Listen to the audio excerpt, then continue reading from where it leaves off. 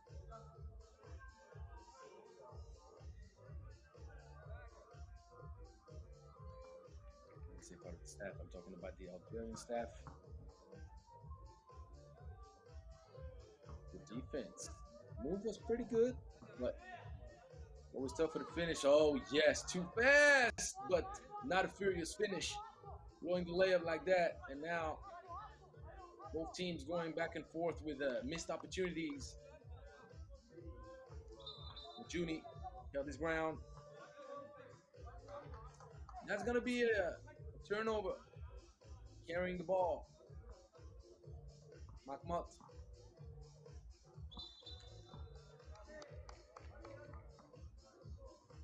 And a travel. A lot of mental mistakes on both sides right now. Giving the ball back to the opponent very fast. Not even shooting. Great ball fake right there. Jumping. Galiwango. Got everybody sent up to the moon. And he finishes. Oh, in and out. Once again, the finishing touches. Nowhere to be found.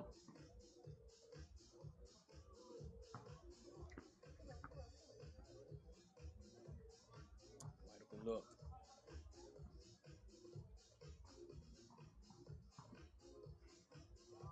ISO mode activated. Good footwork. Great finish. Back to a 2-point lead. Unless. No. This shot is out. Galiwango can't make up for it. Side stepping to the right. And defensively, Galiwango falling asleep on the defensive board. Good hustle. Another mislay. Lakhdar.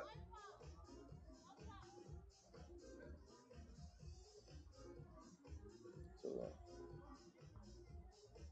the fourth team foul against Team Algeria.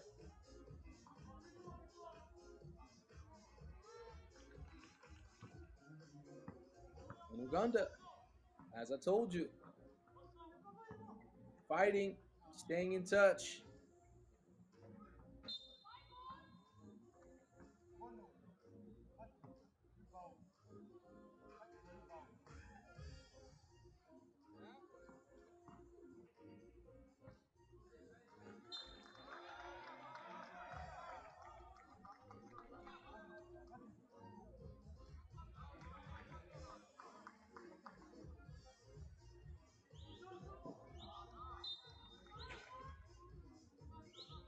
Another turnover and forced to score 8-7. 1-point lead for Algeria. Not a high scoring game. A lot of turnovers, a lot of missed opportunities, missed layups. This one is not going to be missed. Yassine Amrit gives Algeria back a 2-point lead.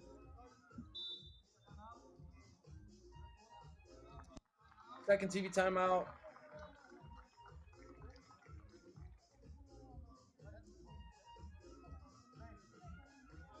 Both teams trying to take a strong option into qualifying to the semis. In that first game in pool play is obviously quite important. Three teams pools make it that one win pretty much gets you 1 foot in, and one loss, 1 foot out. Depending on how bad the loss is, you could have 9 toes out, and then you're kind of dependent on the result of the other game in the pool, where you're hoping kind of that the team that beats you beats the other team, so that you have a chance at a head-to-head matchup. Whoever wins it takes it all. In 3x3 with the evenly matched teams. There you go. One of the few shots you'll see made on the check ball like that. It's not the easiest one. Kisakie ties it. Defensive board. Kocha gives Algeria back 1-point lead.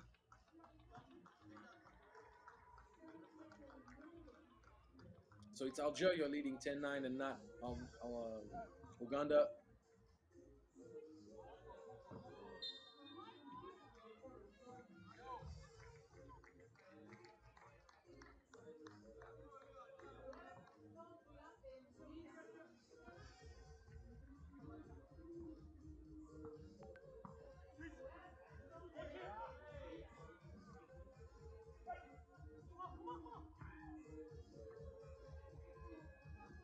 Sees daylight, steps out, and that's a big bucket. Uganda takes the lead back. Long range dagger. Mahmoud putting pressure on Algeria with just over 3 minutes left to play. Didn't I tell you if Uganda finds some type of rhythm from the outside, this game can change? Yes, I did. You better pay attention when I speak to you. Oh, wow. Uganda leading by 2, 13-11. Great pass. And a blown layup once again. Let's see if it's going to be costly for Uganda. Galiwango missing. It's paid in full with the big bucket on the other hand from Lakem. 13 apiece. Back at you. Bang, bang, Biwoogie. Macmut gives Uganda 2-point lead once again.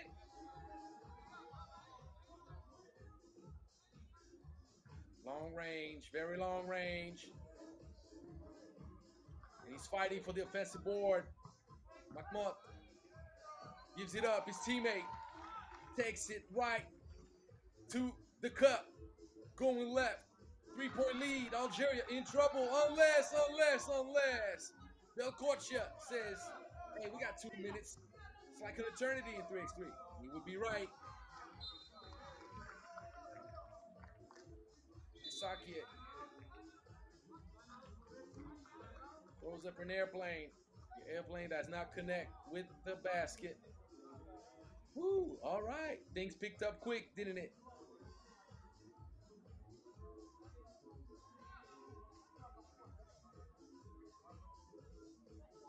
16-15. Gotta like that matchup.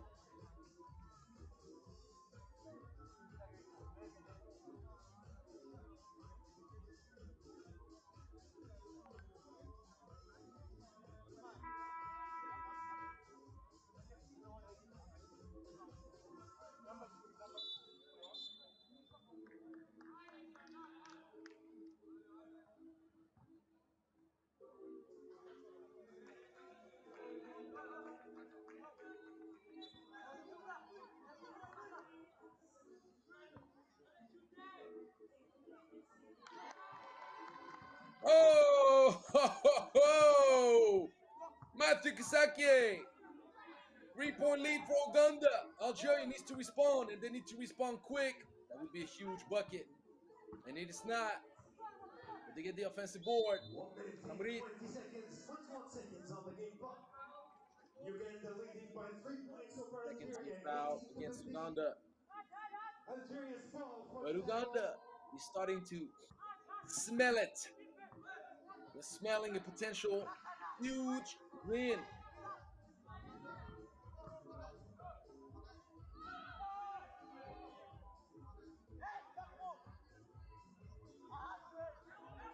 Well, Koshia for the penetration draws the foul, but the basket does not count.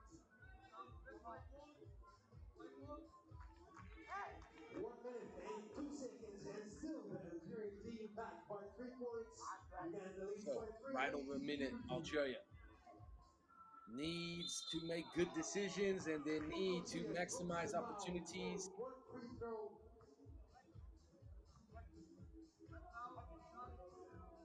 Foul drawn, strong take. Amin Bilal Bakocha. One free throw. Scores with 55 He seconds on the knocks game the free clock. throw down. Cuts the lead to 2. But Uganda is in control. Out of bounds, and it's still a red ball for Ball Team gets Uganda with deflected. 49 seconds Solid on defense the by game clock. Bakocha.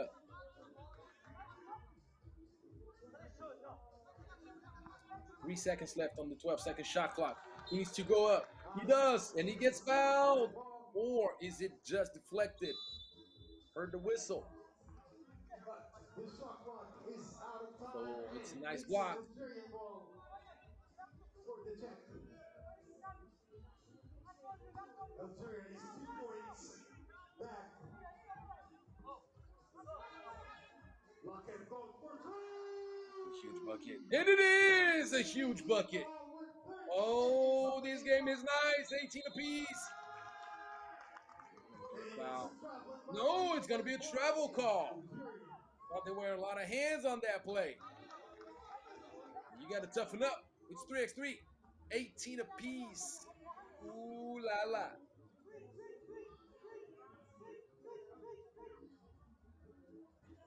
He's going for the back-to-back. But he misses it. Wide open. Wide open, and the ball rips out. And he misses the layup on the offensive board. Like Mott.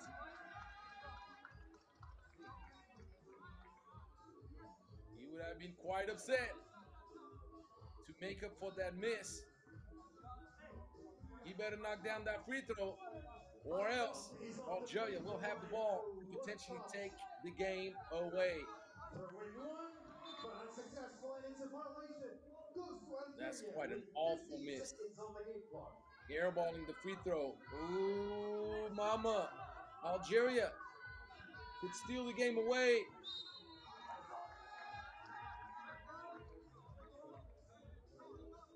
Uganda with the 15th foul. Both teams still have one foul to give, but now we're under the 12-second shot clock, so they can hold on to it until the very end. He's going for the steal. Misses the steal, but he blocks it. Great defensive stop. Ooh. Kaliwango. 5 seconds left. ISO mode. Lakib goes for the game winner. Lakib kicks it out for the win, and he misses it. So we're gonna have the first overtime of the day. First overtime. Gotta love it. So, who started with the ball? If I remember right, Uganda, which means Algeria will start with the ball in overtime. We alternate possession. So whenever you do the coin toss before the start of the game, the referee gives you the choice. Whenever you toss, do you want to start with the ball or do you want the ball in overtime in case there is overtime? It's all about strategy, and people are quite different with that aspect. Some people say, hey man, just give us the ball, let's go. But some people always look forward saying, look, starting on defense does not change the game, but having the ball in overtime to start could be a game changer because with 1 2-point dagger, you can take the game away.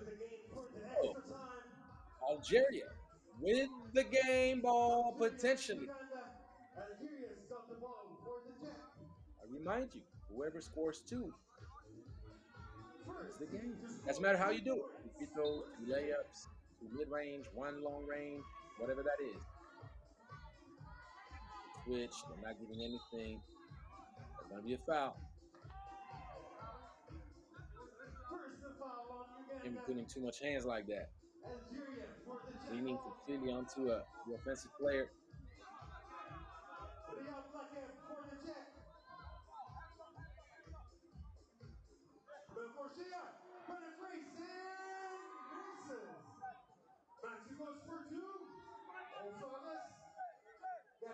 So, back-to-back misses. Stop playing with my emotions right now with the screen going dark like that. You don't want me to get angry. Oh, blowing the layup. There's a wide open shot. Potentially, no. Yes, there is a wide open shot for the win at Uganda. Wins it. Matthew Kisakie with the game winner.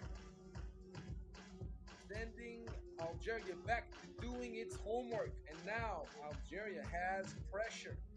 They need to win their next game. They have no choice now.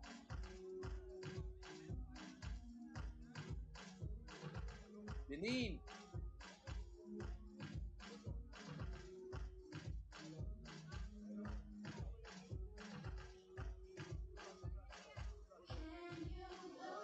Benin now.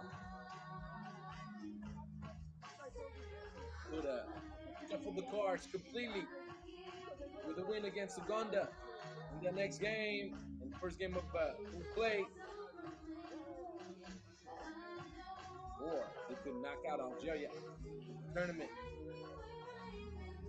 with the coming Algeria against Benin. Last game of pool play at the end of the next session. Ooh, I'm looking forward to see that. So, next game up, going back to the ladies, going to be Egypt against Algeria. And you don't want to miss that one. The defending champs at home in Cairo. Coming right up.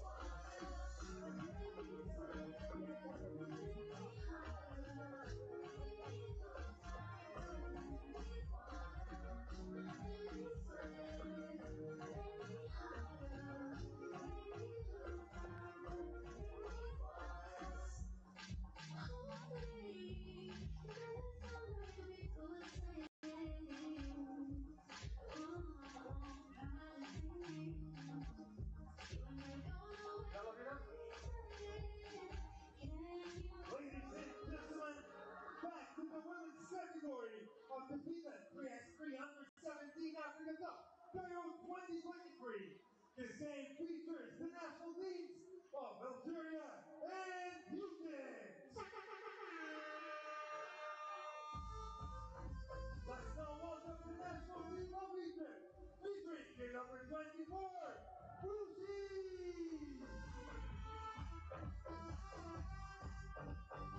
Player number 7, Khadija Husman. Player number 99, Hagar Suhai. Last but not least, number 77, Jude Garat.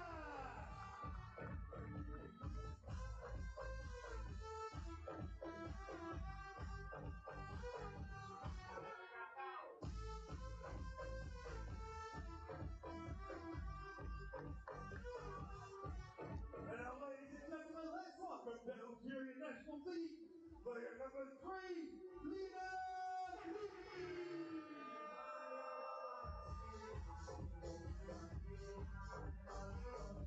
Jersey number 9, Lucia Della.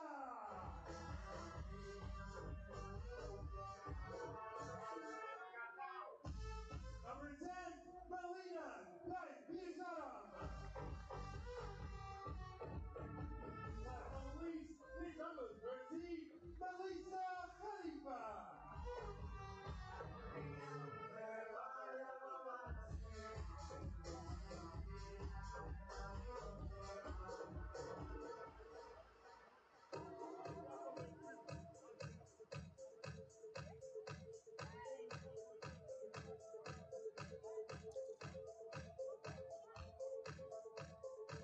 So last year, Algeria in the women's bracket finished 6th.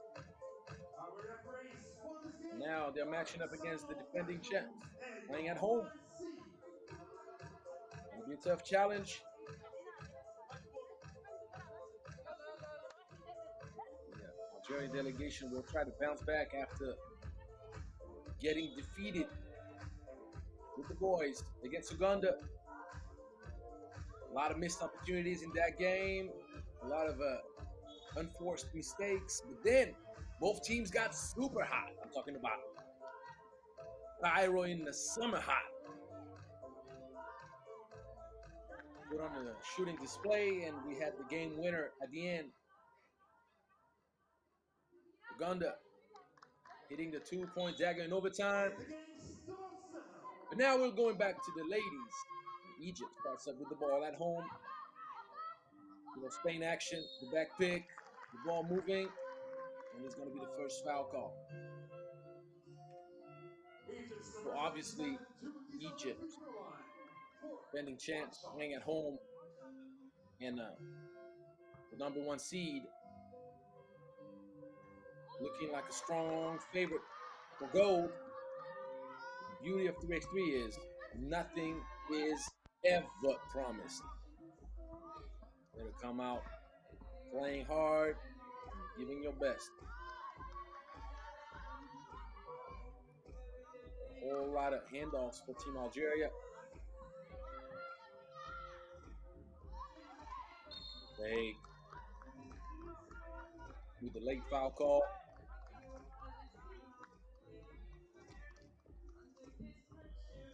Osman got the ball moving, and Gamal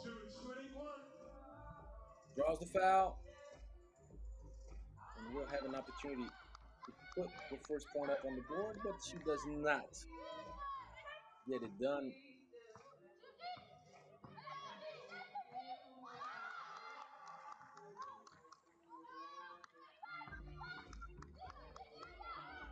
Nice move, crossing up, but the finishing touch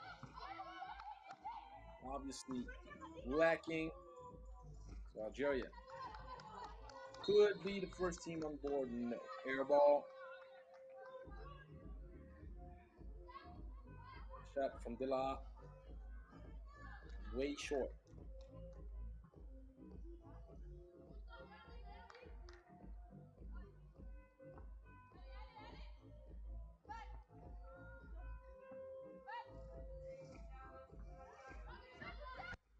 Nice advantage inside. And this time, she did not miss. Gamal, too strong. Actually, it was not Gamal. Apologize. It was Osman. And Osman going for back-to-back buckets. 2-zip. Long range. Very long. There's going to be size advantage inside. Players and Coach Pursuit one successful life out of bounds to Team Algeria. Fuji's back on board We for got Team Osman Egypt with 8 minutes and 24 seconds on the towering clock. over everyone.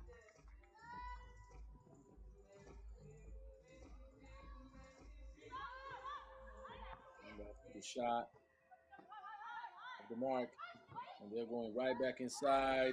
Give and go. That looks easy, doesn't it? It's boiling dessert, though. Saeed did not reward the nice backdoor cut from Osman.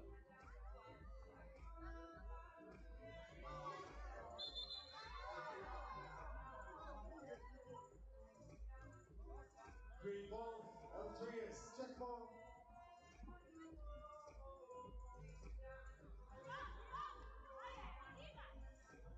Algeria shooting up a lot. They're missing a lot right now. Another wide open look in the corner this time. There you go. If that's your philosophy, you better keep shooting. You better keep shooting with a vengeance. Stepping left. Shot is off the mark. Eager to respond. Ushi Salem. She misses in Algeria. Back in this game already.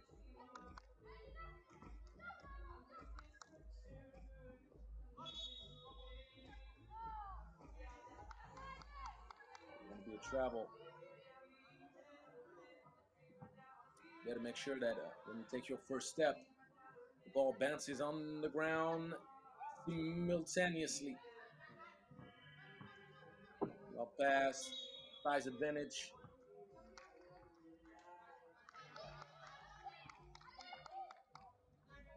It's going to be called. I'm not sure of the call. Was it an offensive foul? Not sure. All I know, Algeria recovers possession. And Algeria gets a few open looks. With two different philosophies. Egypt is going to beat you down close to the cup with the size and strength of Osman. Algeria will try to keep you outside, get the ball moving, hand off the ball until you break down and take open looks. If they make them, Egypt is in trouble. If they don't, well, things can look quite iffy for Algeria, especially matching up with Osman inside. Open look. Short.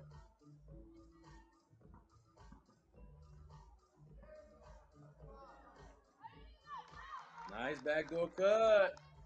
Beautiful pass. Gribi with the sweet bounce pass, and the answer Could not even enjoy the layup from Dela.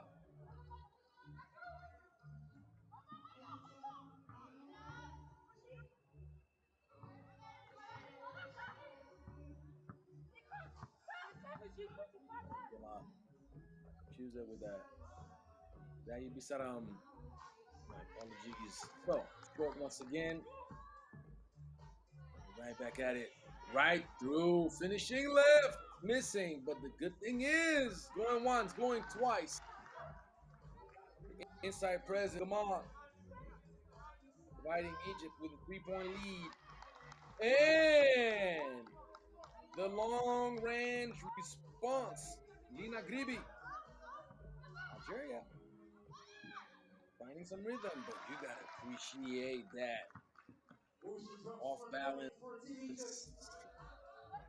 Increasing the lead to 2 retake, points over Algeria 2-point lead, 75 with 5 minutes and 26 and the seconds foul. on the game. Speed kills. It's always tough Egypt for timeout with 5 bigger minutes and bodies to 26 match seconds up. on the game clock. And a 2-point And lead Gamal for Team Egypt over Algeria learned it the hard way. 75. Maybe drawing the foul.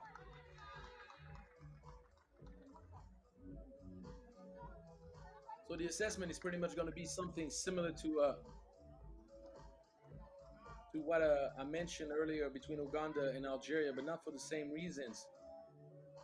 You have that feeling that Algeria, with the outside shooting, can change the game up if Egypt breaks down defensively or makes mental mistakes on the switching matchups and things like that.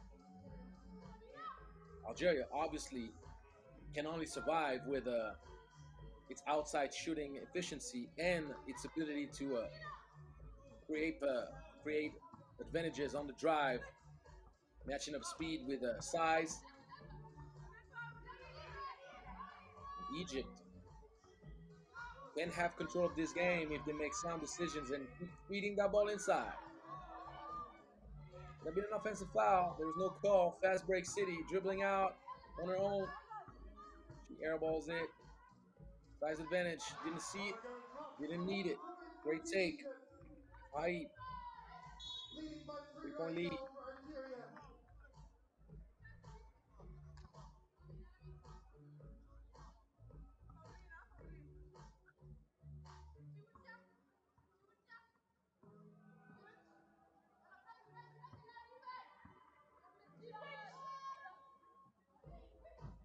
Coming off. It was too far. Misses badly.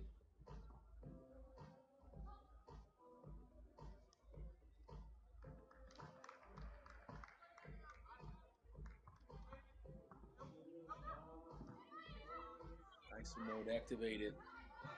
Great footwork, but finish. Fast break City. Great court awareness. But you can't spoil dessert that way.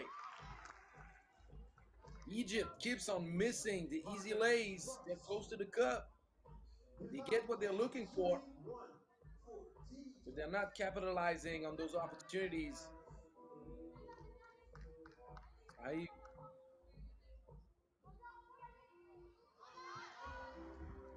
knocks it down, 4-point lead.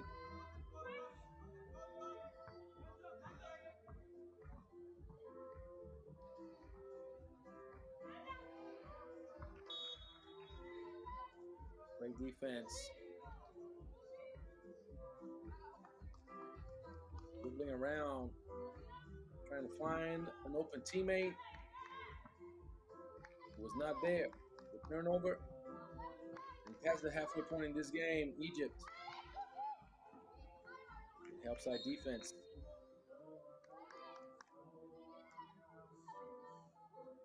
Osman did not see the help side. Forced her way a little bit.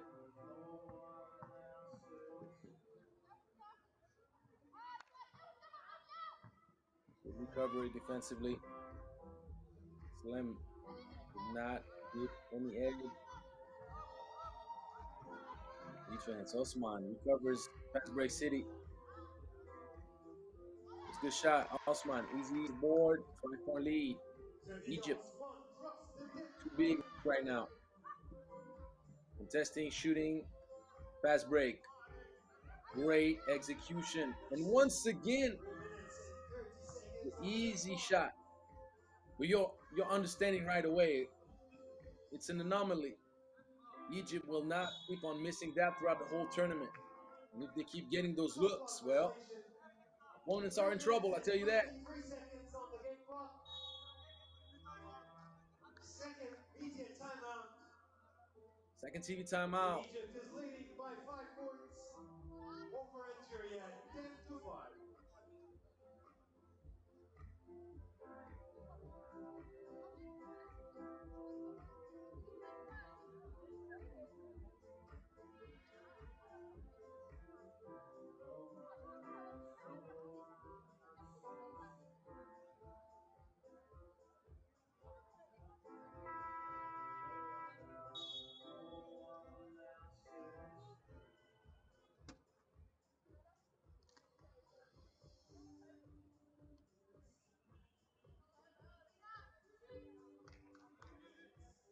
Back to the game with 3 minutes and 23 seconds on the game clock. Egypt leading by 5. Great execution. Acting like they're looking for the shooter, which was an option that was available. Salem coming out hot, running on the outside. Everybody got scared. And the flash in the back. Finish. Gotta appreciate the pass before anything. Oh, yes. Oh, yes. Come on. Partying it up now. Out of bounds, but it's Egypt still with a Algeria's ball. commanding 8-point lead. Main aspect now for Algeria is to keep working.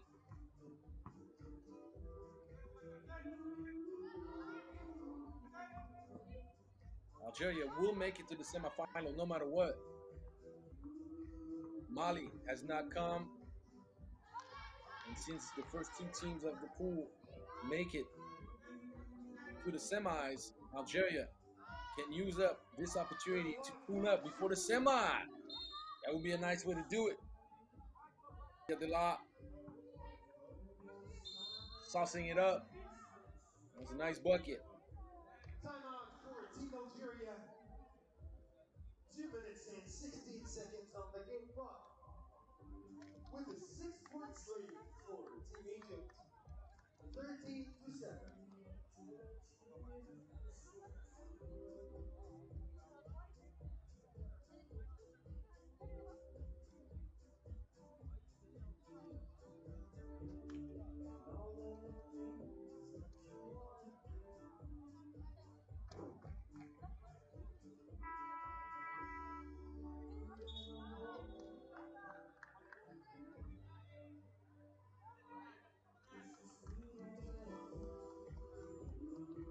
Back to the game with Egypt's possession for the check ball.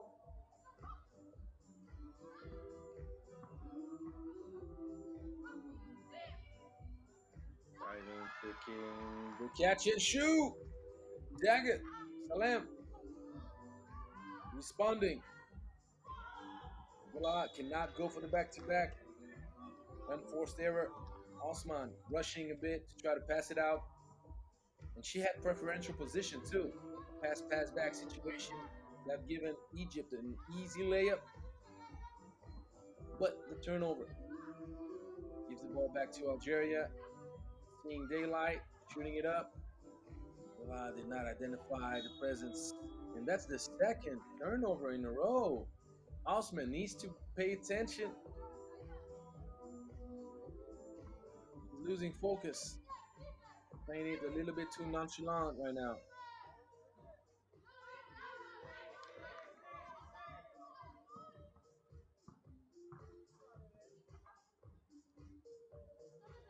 Lockdown defense. De La did not buy any of those fakes from Gamal.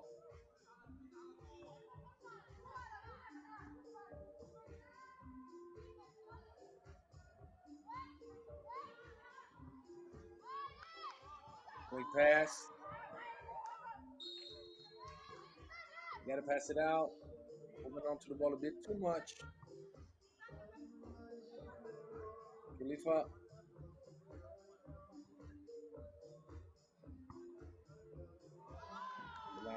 has to shoot it. She gets blocked. She didn't have time to do much. Made life much easier on the defense.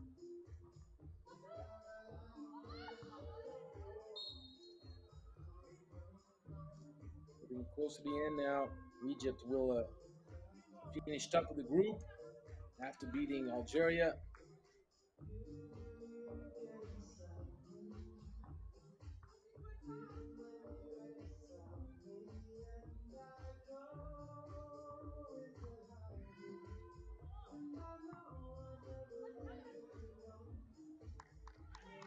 One point Nice little to pull up. Algeria. Breaking. Everybody collabed defensively, Less leaving than a Debbie minute. Saram completely open. Going to be too little too late for Algeria. But once again, can build up any kind of confidence before the semi. And once you get to the knockout round, everything is starting up from blank. This time, Osman did not miss the opportunity. The speed, not enough touch on the glass. We're in the last seconds.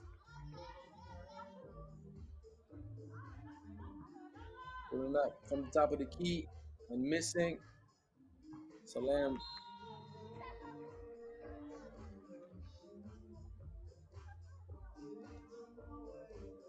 and Khalifa 1:10. One trying to second sneak one on in the game quick. clock. Ball got deflected. 16 Egypt, 8 Algeria. 1 second. She's going to throw up a prayer. The prayer is not going to be answered. I kind of like the reaction, like, ugh, we did not even touch the rim. Sorry, guys. Well, it had no importance. Come on. In Egypt, finishing top of its group. Obviously, the absence of Mali, midlife, much easier on both Egypt and Algeria. Both directly qualified into the semifinal. Now we're going to get to watch the ladies of Benin and Uganda go at each other.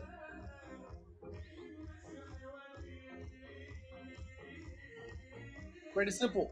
With a win, Benin makes it to the semi, regardless of its result. The last game of full play against Morocco. Uganda, with a win against Benin, keeps its chances and hopes of semifinals alive. We'll see in just a few moments.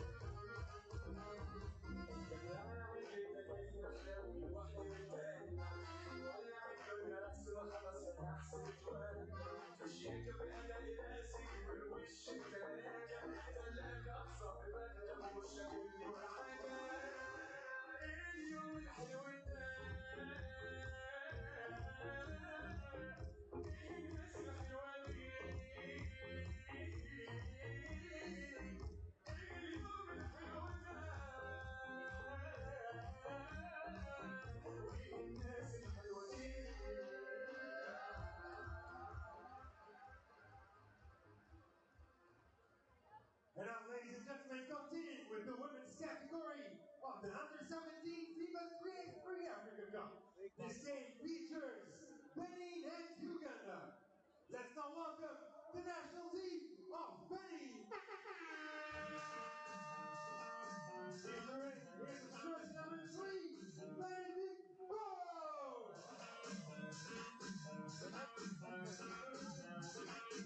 Player number 2, Raisa Sime. Number 4, Sufa Wama. And number 1, No Yassi.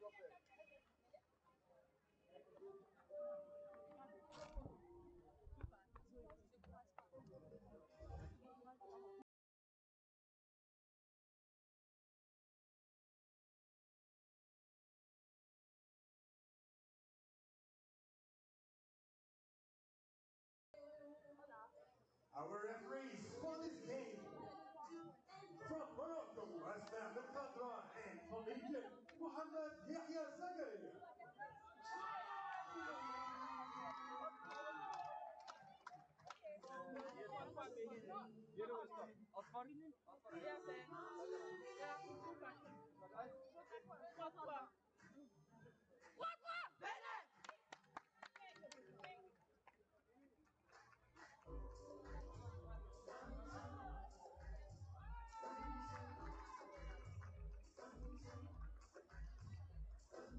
All right, all right, all right. Le Benin.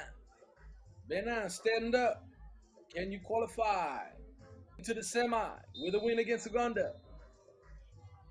Benin, size, crazy size. With a so Garba.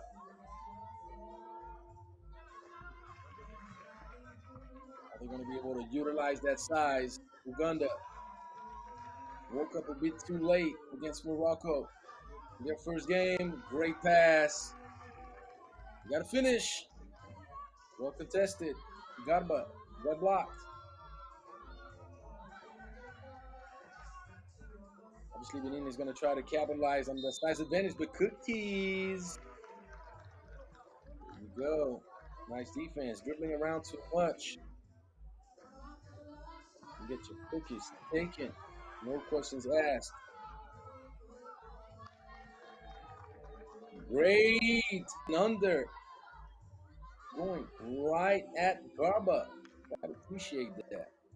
Garba back out. And that's a nice pull up mid range. There you go.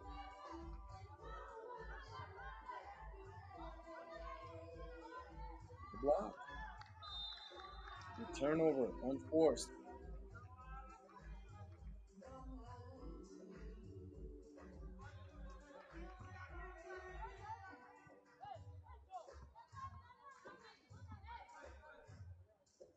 It's not. There's her entrance. There's the ball. Turns it over. Unforced error. So Benin and Uganda. One apiece.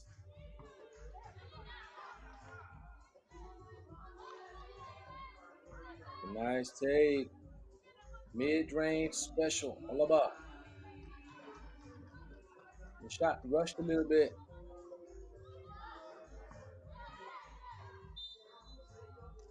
As you know, speed kills. Zofar Ugamba closing out of control. Easy drive on the closeout. Benin playing without a structure right now. They're not making life as hard as they could on Uganda.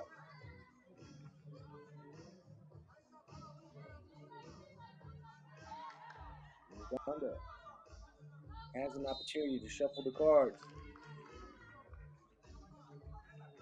Be a 3-second violation in the paint. Uganda.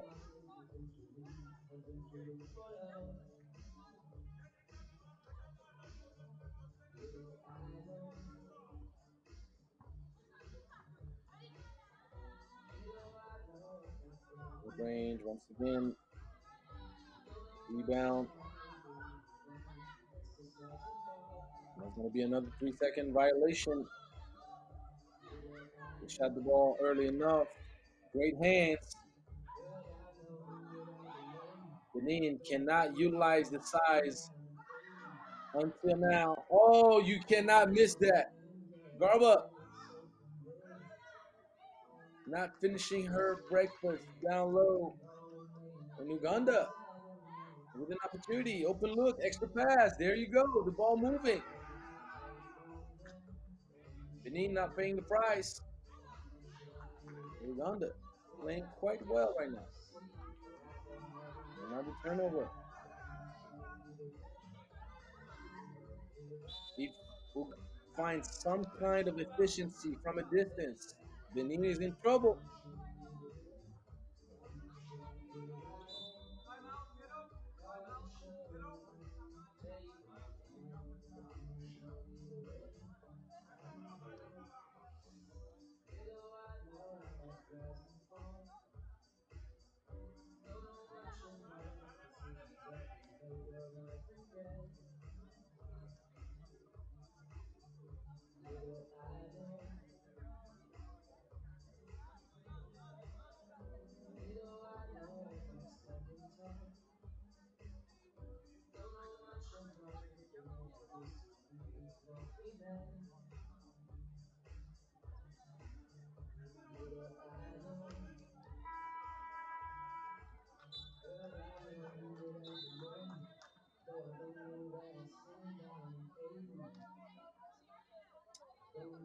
So one free throw coming up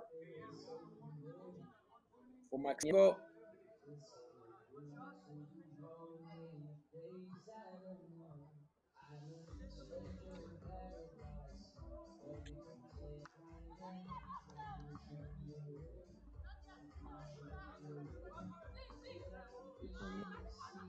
Cookies once again.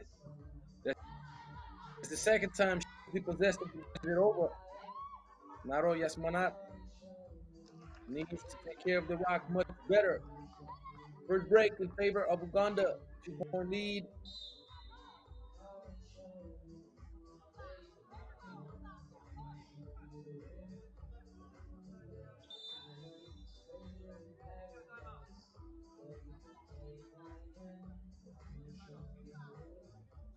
Benin could join the semifinal party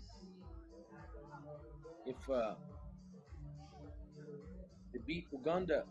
Uganda would finish with an 0-0 and 0-2 record. So you see, there was a timeout that was called right over the 7-minute mark, I believe, by Benin, and that's the lack of experience right there, losing sight of the TV timeout at the 7-minute mark.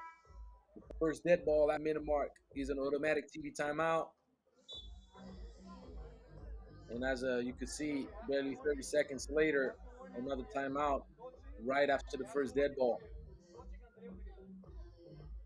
past the 7-minute mark. So for all the young players out there watching us, keep that in mind. Open look, don't hesitate. You got to take it. And yes, of course you got to take it. Don't know what you were hesitating for. But now, 4-point lead, Uganda. Uh-oh, back to back.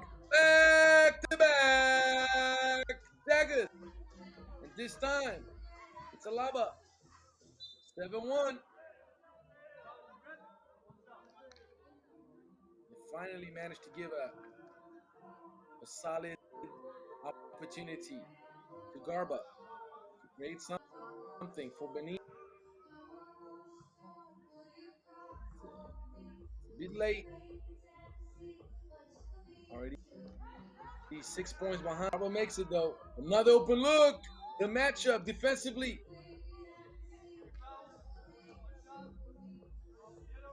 So there was a foul call. I'm confused. The foul call was before or after the shot? Because there was a shot that just got in.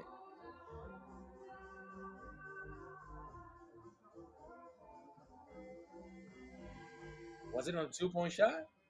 Yes, it was. All right, so the score did not get updated. And another cookie, open look, no hesitation. I'm confused. I thought I saw the ball go in the basket. Good lob pass. There. Oh no, that's the second time in this game that Garba misses the wide open layup. And on the other end, the response right away. Namyalo giving its 6-point lead back.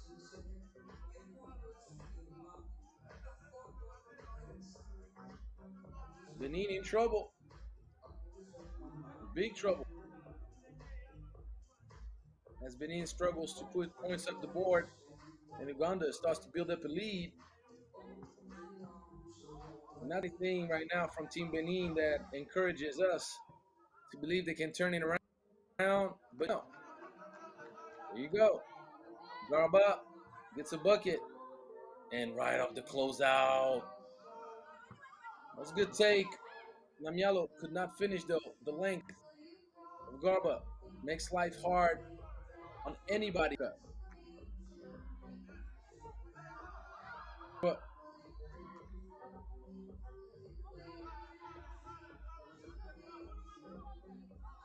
ISO mode, top of the key, left alone. Uganda keeps missing.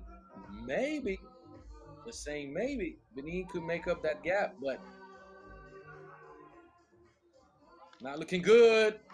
And getting completely burnt on the backdoor cut. Naro Yasminat. And Uganda, that could be a breaker right there. Namyalo missing.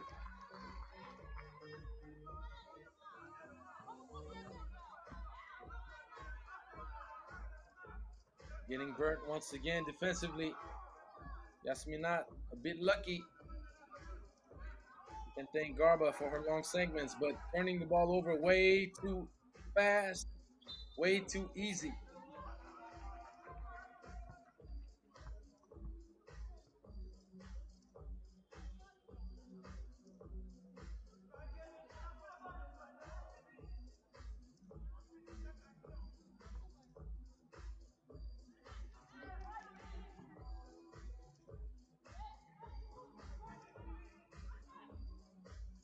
The defense, wide open look in the corner.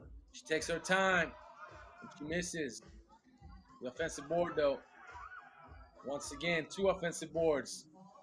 Pass back, and you can't spoil dessert that way. Oh, no. What a missed opportunity. Angela Auma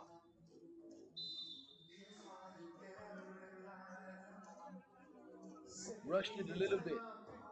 Second TV timeout right under the 4-minute mark. Is Uganda shooting itself in the foot with those little mental mistakes, be it on the turnovers or the missed layups? We'll see. We'll see. They're still in control, but 4 minutes is a long time. And maybe Benin is going to pull together a few possessions where they make better decisions. And then it's not the same game anymore. We'll see.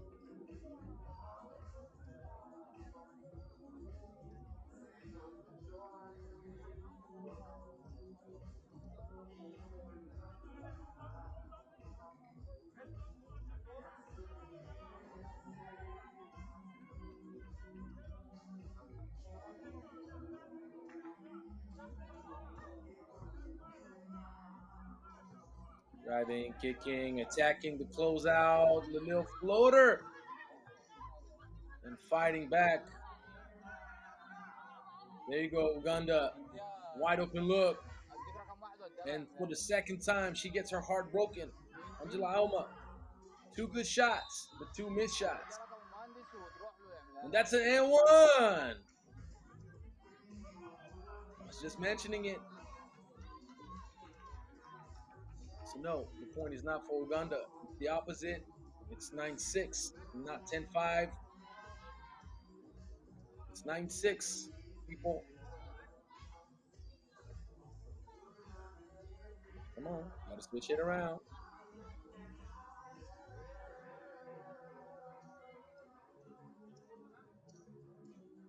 Switch it around. You can do it. Come on now. Score was 9-5. That's an and one for Benin. Zofalo Garba with an opportunity to pull Benin within 2.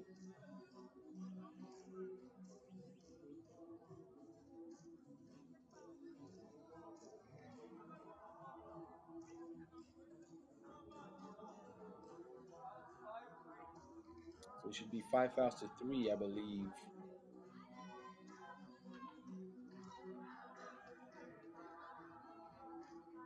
There you go. All right. See, gotta pay attention to detail. Well, anyhow, Zulfa Garba,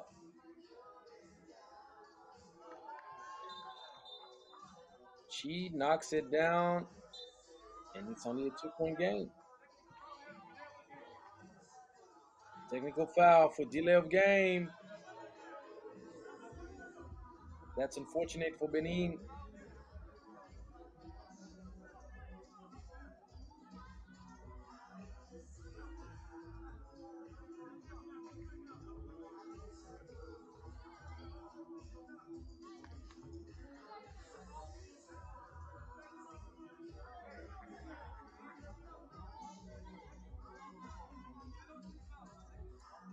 It was a Raisa Zime called for delay of game. And you can never say no to easy points. And those easy points on the free throw line, they can be the difference maker in the end. Uganda leading by 3. Right off the check ball. That's a huge bucket. Nice execution. Shooting with confidence. Mia Alaba giving Uganda a 5 point lead. Zofao just rushing completely. It's not a good shot. Driving, kicking, using speed, kicking again. Uganda playing pretty well. Yes, they are. They're getting rewarded for it. Mia Alaba knocks down the mid range and the ball moving around. Uganda, 6 point lead. The ball gets deflected off her leg. Christine Namyalo gives the ball back to Benin.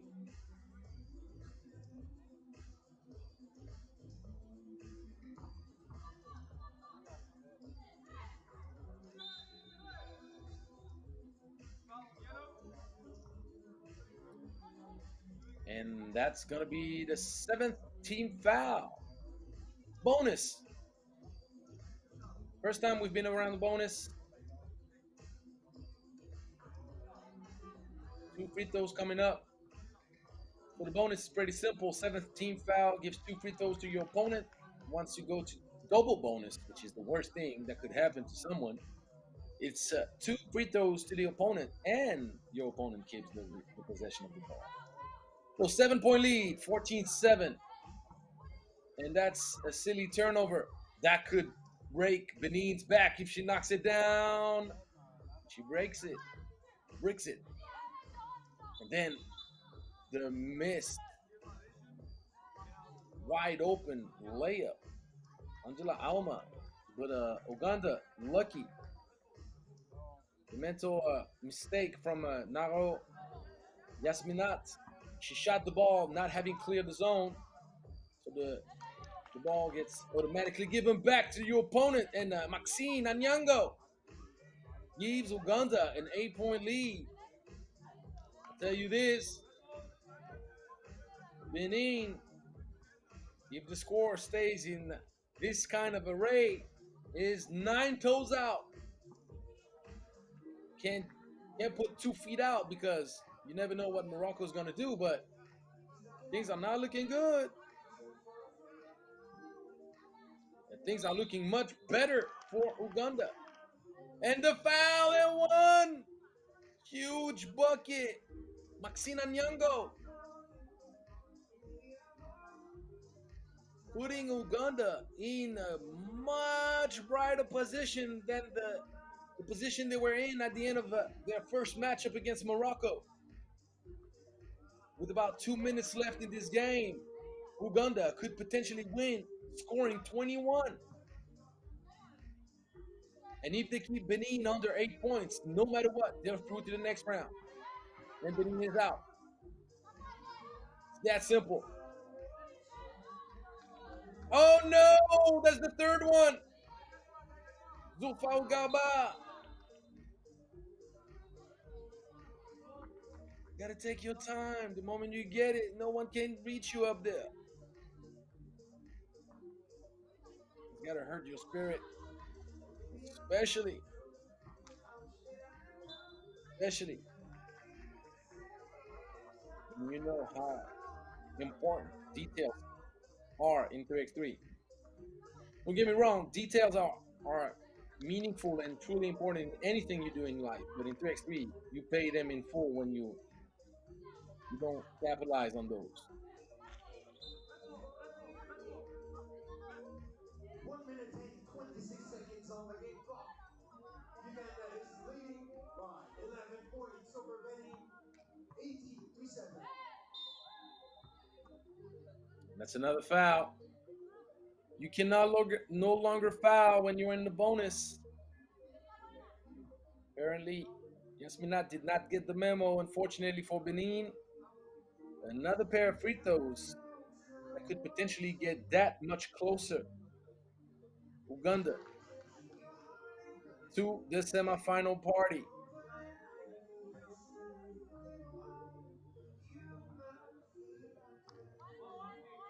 27 with one bucket. Uganda knocks definitely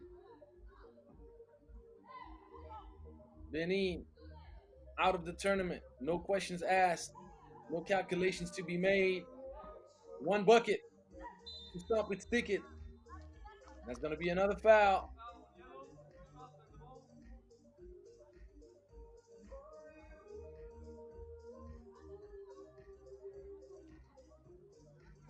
Benedictine Paul and Benin. That's the double bonus. This game is over. Benin is out of the tournament. If Anyango knocks down this free throw,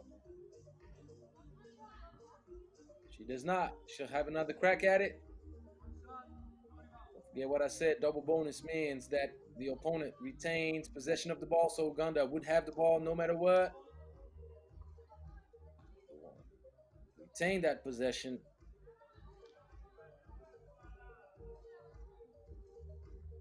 So mathematically, in this configuration, Benin is not out 100%. They're out 99%, but now it's 100% because they could not get enough And a points game by 7-10 for Team Uganda.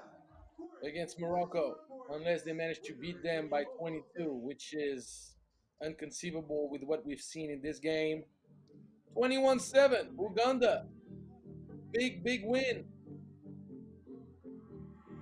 Benin will play for pride in its next game against Morocco. Benin finished fifth last year. For our fans, starting in seconds, It's our unlikely that they beat that mark 3 points this year. for the FIBA 3x3 Africa Cup fans. So we're going to have a short break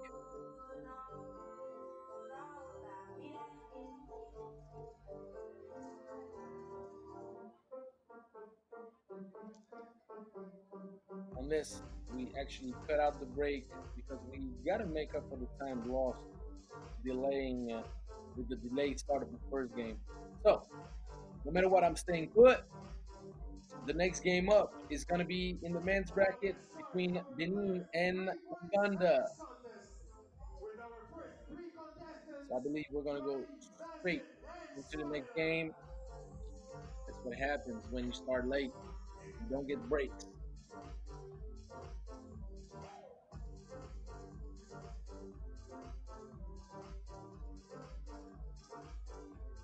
Unless they do some kind of animation. Well, maybe they are.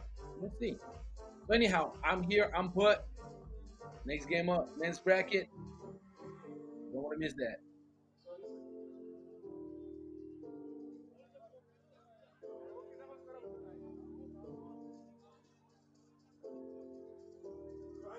سهيلة كل واحد معاه كورة هنشوت 3 بوينتس من بره السيمي سيركل بتاع 3 بوينتس دي أول واحد يسكور 5 هو الكسبان يلا نبدأ دلوقتي لؤي مازن وسهيلة with the 3 points men's contest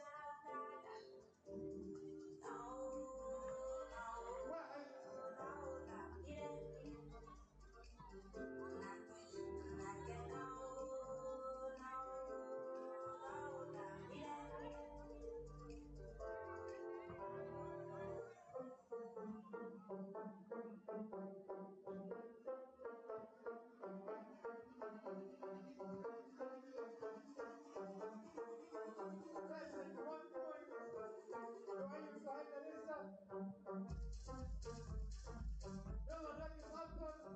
لؤي 1 بوينت قريب.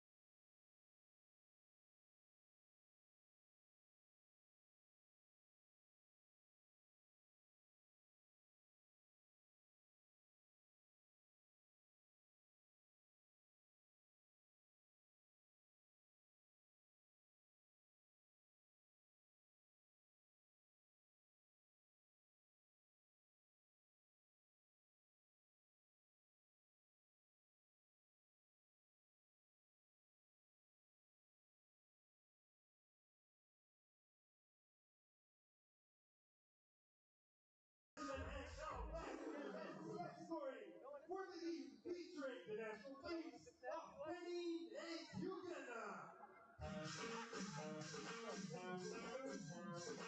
let's welcome the national team of Benin, featuring in number 3,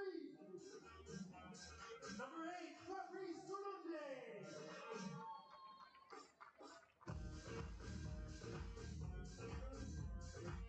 Number 7, David Ueno.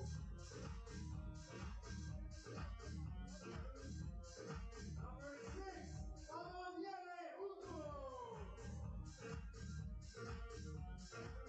Last but not least, jersey number 5, Odell Wow.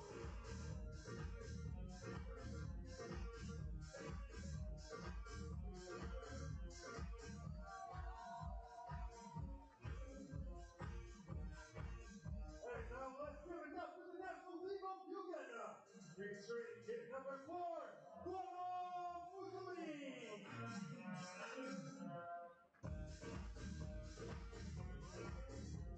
Jersey number 8, Matteo Misati.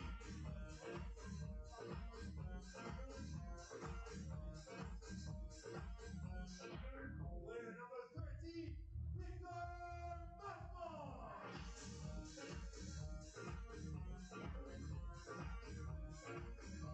And boxing jersey number 6, Bryson Galiwondo.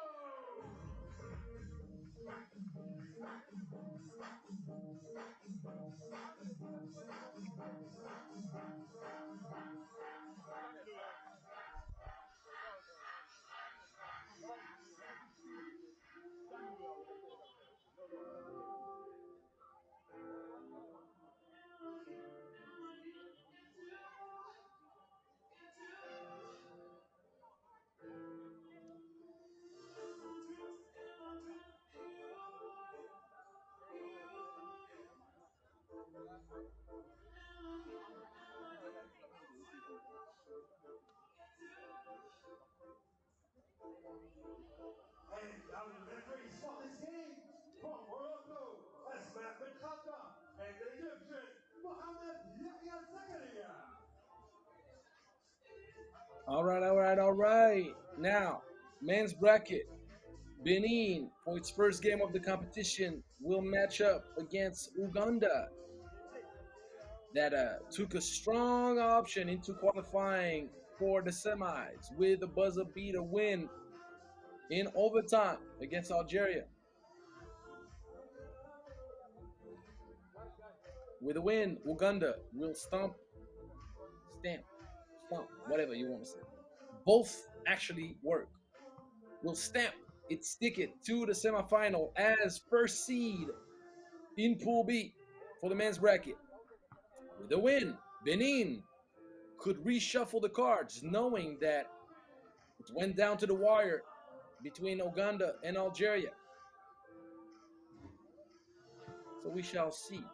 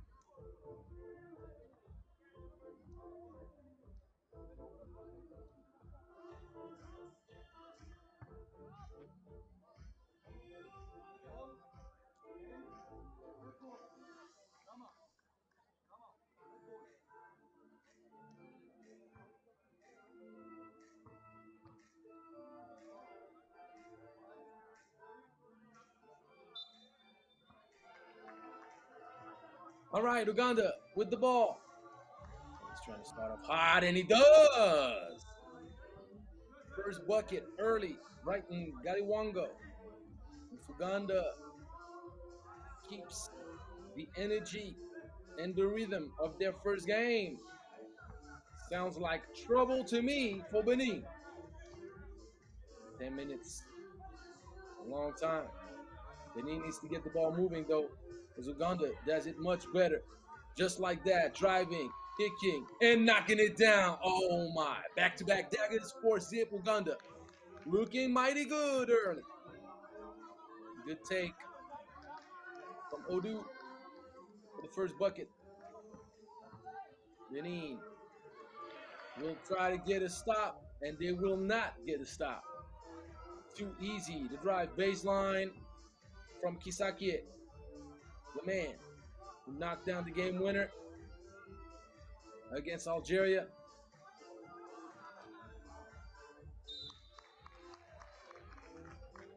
Ball recovered by Benin. They're going to earn themselves a free throw after the offensive rebound.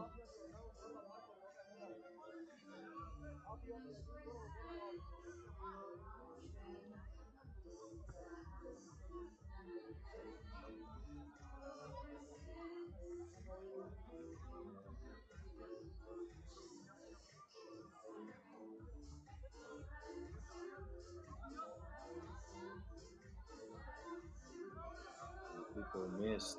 Unfortunately for Benin, Inongbe did not get it to go, but this man right here, Kaliwango, all the way to the cup. Benin down 4 early.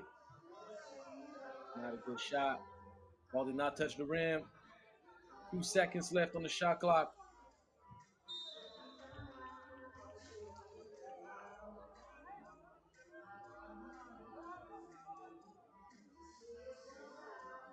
Five-point lead for Uganda.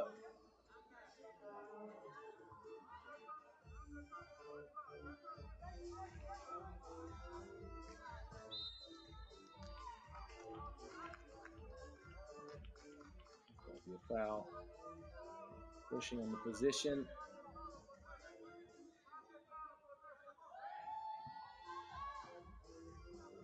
Space was given to him, so he took his shot, but he misses. Bio did not knock it down, but the nice driving kick. Oh, Uganda just putting on the show right now. The connection. Galiwango Kisakie going to work, and now Uganda, he had time to retie his shoelaces before taking that shot. 7-1. Uganda showing you how it's done. Sharing the wealth. Playing with flair. Trusting each other. The defense. Ball moving, attacking, close out. And foul drawn on the nice take. The aggressiveness from Galiwango. Earning himself a free throw. And Benin is in trouble.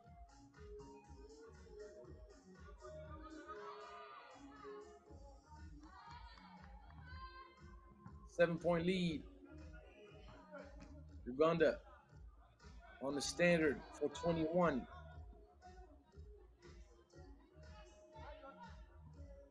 They're looking to finish this game as early as they can. Too fast. With a great recovery defensively, though. That's a strong take. Gonna be a delay of game. You can't stay in front. David Bueno.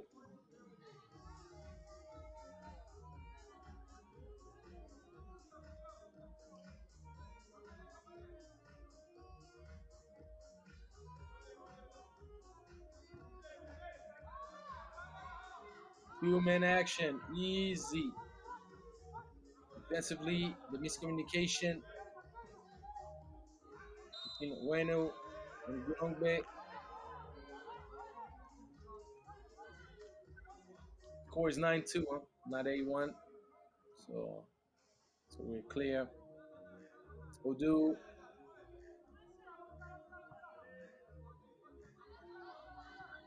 Goes to the free throw line. Trying to close up the gap. He does not, but he gets his own offensive board and he gets rejected. Denied access. Extra pass. Sakia was looking for the double pain, giving the ball up to Mujuni for the 2-point. Dagger did not go through, and Benin going once, twice, 3 times, 4 times, 10 times, and they can't get it done.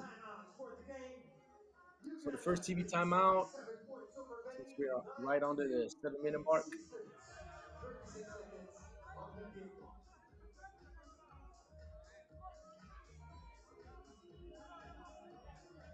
Uganda looking like a team that could give people trouble. I'm just saying.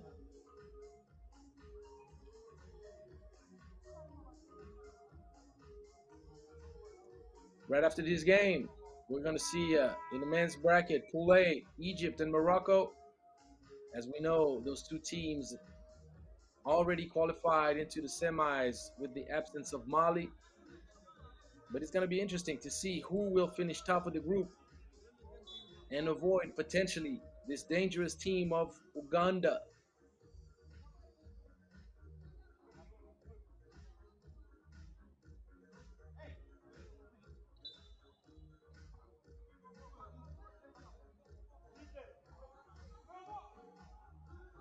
Range. Once again, proving my point. Galiwango, when shooting the ball, top of the key off the check ball, don't have rhythm, tough to create elevation on your shot. Percentage is always low. That was very short. Driving, kicking. Galiwango was wide open. That's going to be a trouble. Going too fast. Bueno. Nice drive. And I like Galiwango telling his boy, hey man, Makmo, you gotta dunk that. It's gonna be a free throw.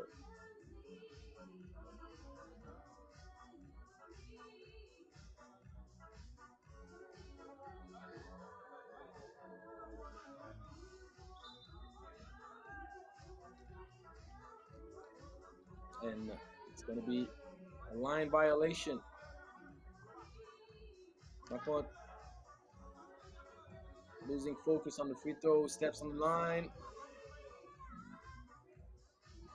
The made free throw is canceled.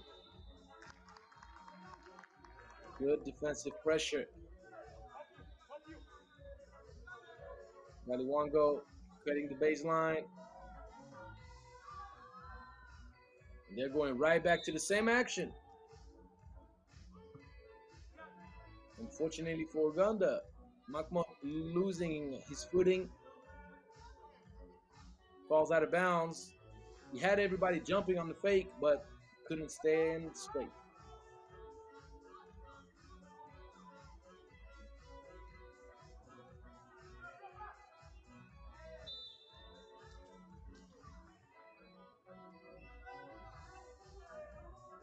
And the winner can't get his hands on the ball.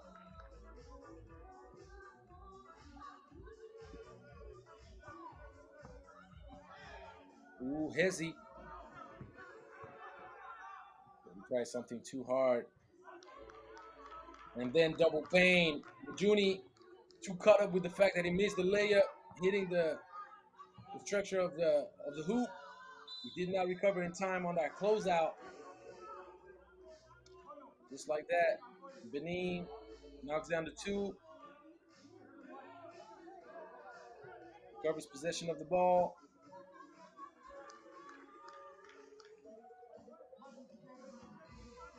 Mujuni at the top.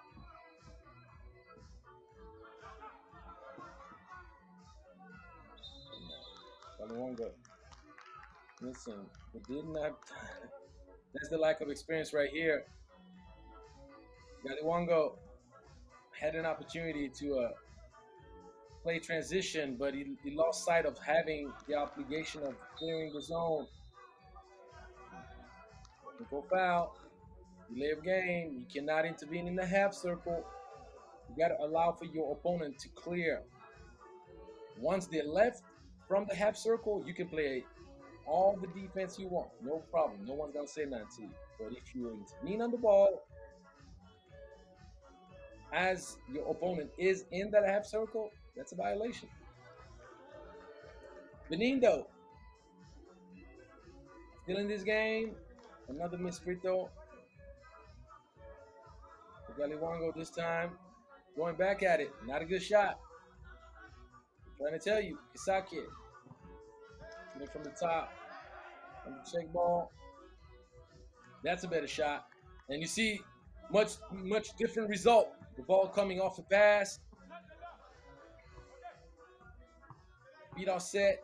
You elevate. And the miss layup. That would be an opportunity. Transition. Going for the back-to-back. No. Extra pass. Uganda. Yes. Getting the ball moving. Unfortunately for them, they're missing. Fortunately for Benin, they're missing. And that offers an opportunity right there for the give it right back at you shot from Odu.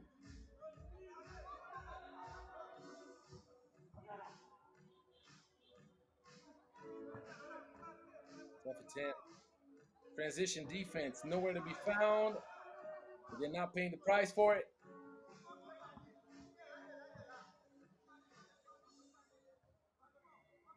Fadeaway action, nice touch. Bio brings Benin within 4.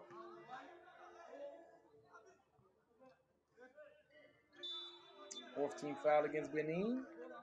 Second TV timeout of this game, and Benin can start hoping a little bit now.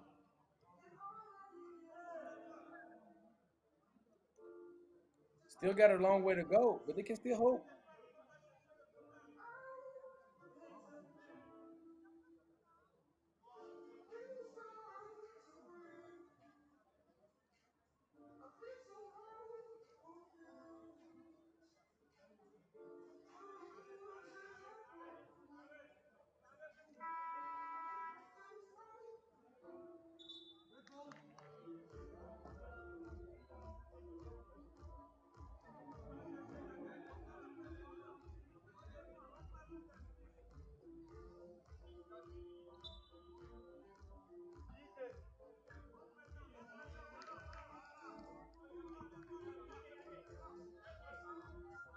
Open look, top of the key. Play good defense. The spin. Couldn't find the angle. That was a tough shot. Driving, kicking. Once again, open look. And yes, another one. Victor Makmo gives Uganda a 5-point lead.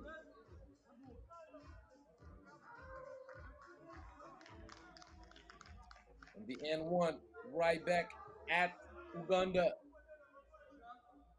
Omoniele Odu keeps hopes alive. Unfortunately for Benin, he misses that free throw. Another open look. Benin is hoping too much that Uganda is going to miss, but they're not missing. Big bucket. Galiwango.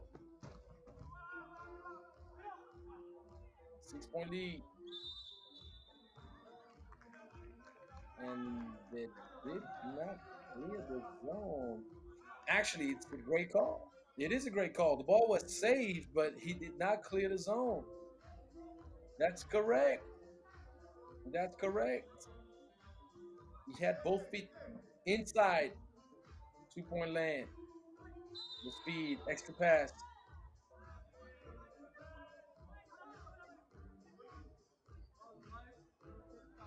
Makmo once again kind of losing his balance under the basket, but he drew the foul. And Uganda He's 2 minutes and 50 seconds away from finishing top seed in the group. Can Benin reshuffle the cards? Not shooting like that. Air balls. Wongo now want to go to the cup. He shot it. Good, good take. Just got to put the finishing touch on it. Onelbio missing. Benin retains possession of the ball though.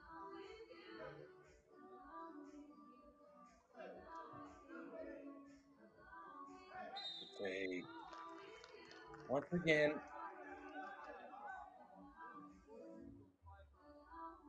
maybe the Bueno and everybody off their feet.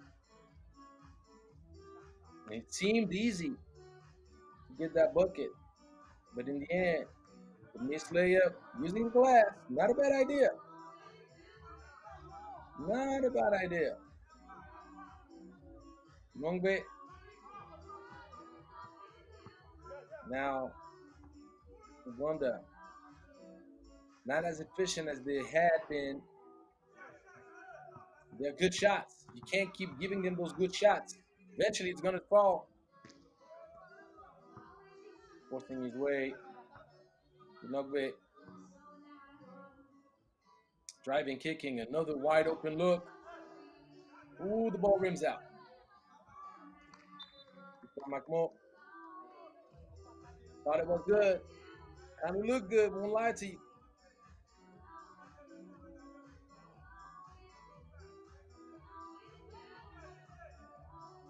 They've been running that fake ball screen.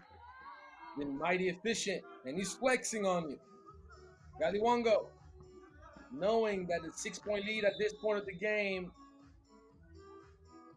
brings Uganda that much closer to the semis as a top seed.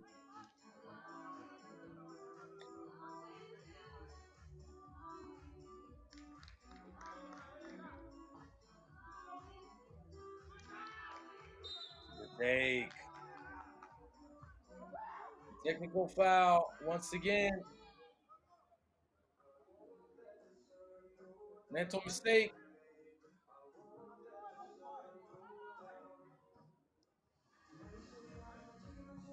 Odu playing defense too tight. Not giving space. No. Don Elvio went all the way to the cup. Being strong with the bucket given.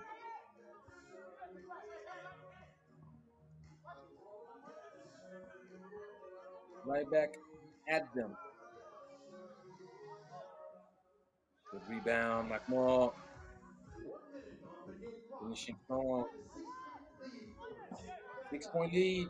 Under a minute. Benin needs an answer, and they need an answer quick. 16th foul against Uganda. It's not the bonus yet. So there's only one free throw coming up.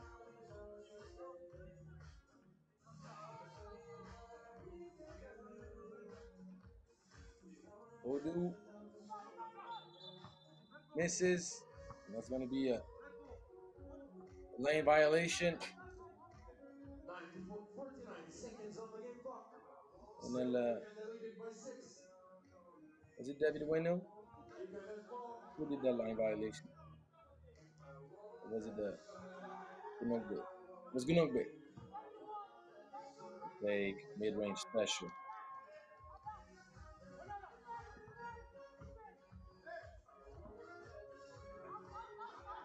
And he misses.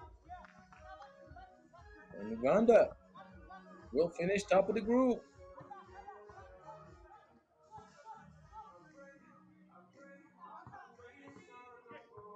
Not enough time to make up the gap for Benin.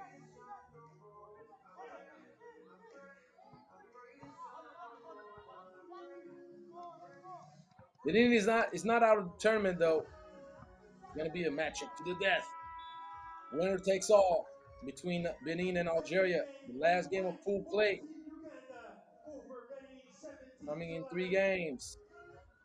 So Uganda, Coming up next 2-0 is the record. men's category game Congratulations.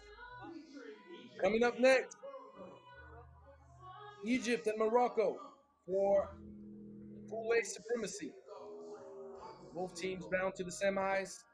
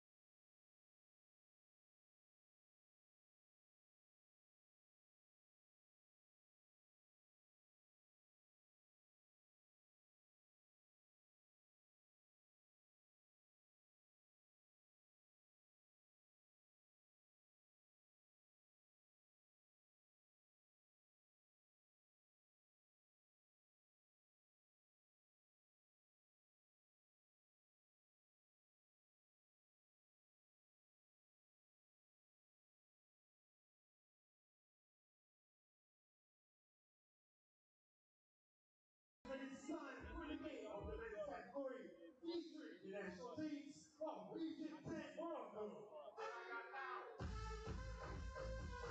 Let's now welcome on board the national team under 17 of Egypt. Player number 7, Sosa.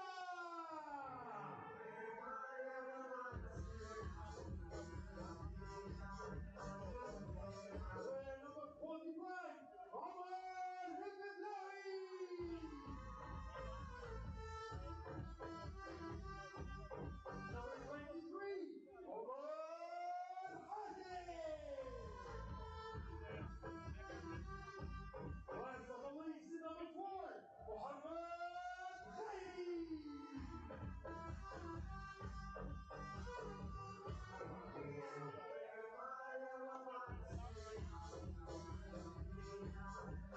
And now let's welcome on board the national team of Morocco, featuring first player number 11, Ryan El Qaderi.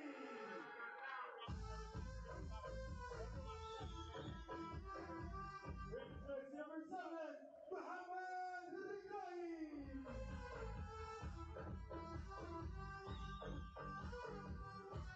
In number 9, Sam Benassi.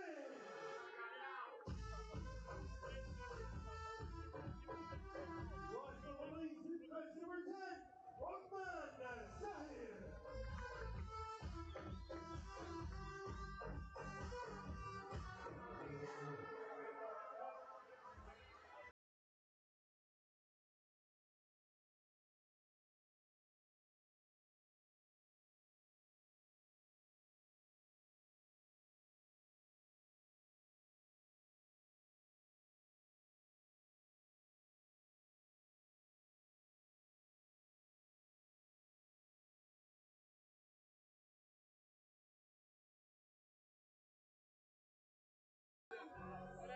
Our referees for this game from Rwanda, Samuel Gaju, and of Mauritania, Omar C.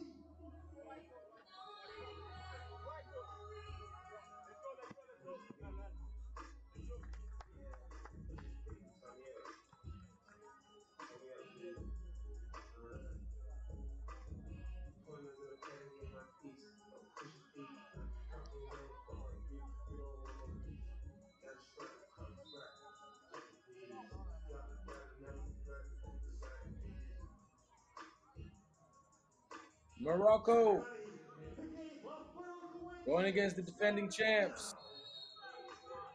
Well, Morocco is the defending bronze medalist. So it's a huge matchup.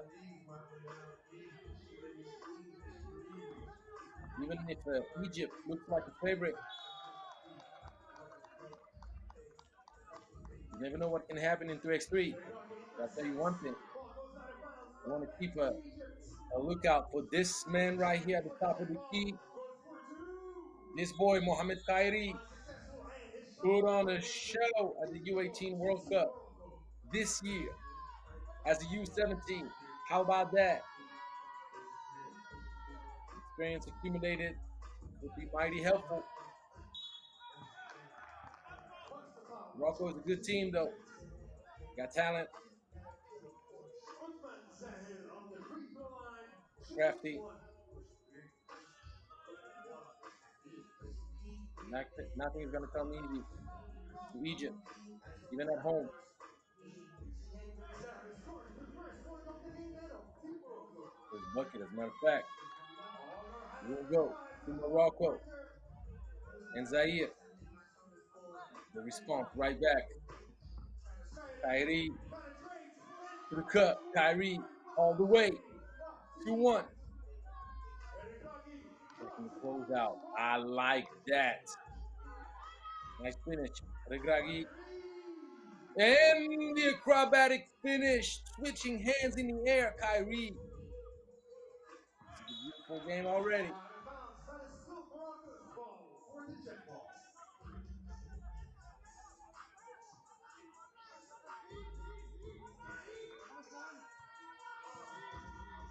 4-3-2 And for Kontoué Egypt. for the check ball. Zahir and the basket does Losing not side of count. the The 12-second shot shot clock clock. violation of Team Morocco. Ottoman Zahir. Egypt's Khairi on the check ball. Badawi to Hatem.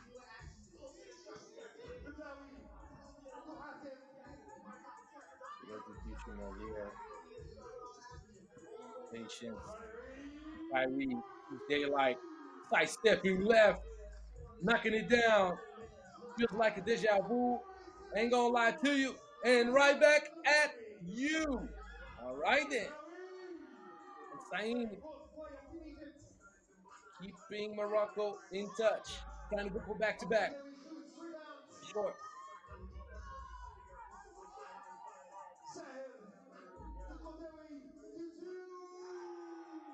And he knocks it down in the corner. Ties this game up to 6 apiece.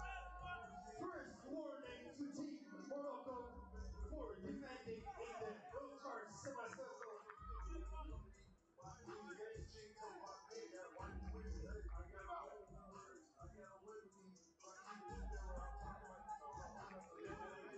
Actually, it was a El Kadwi. Sasa, but the basket does not count. Plus two. Forgive my Foul for eyes. another possession for Team Egypt. Did not quite pick up on that number.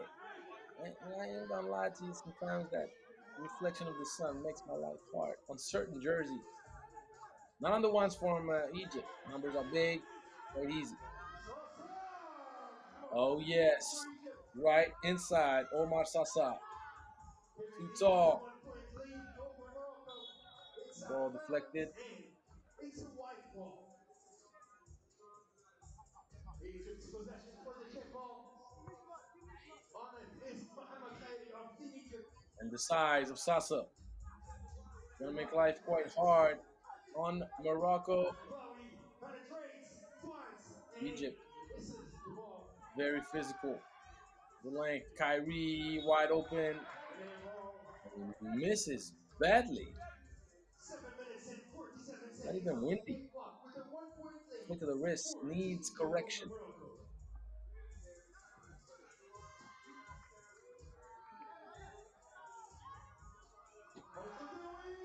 Oh, yes. This man right here, Ryan El Kadwi. Kyrie doing a little bit too much. The offensive board, though, from the Blaui. Tying the game at 8 points. 8 apiece.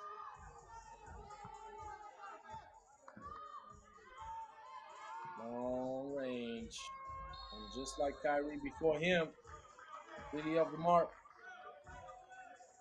Shot clock violation and defense Manzair. possession for the check ball.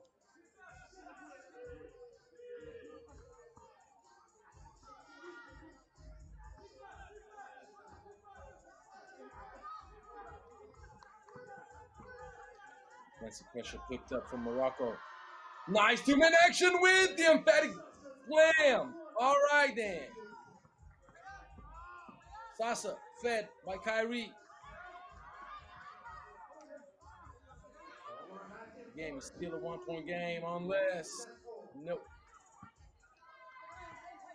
I told you this game, even though Egypt seems like the favorite, nothing is gonna come easy, especially going against Morocco.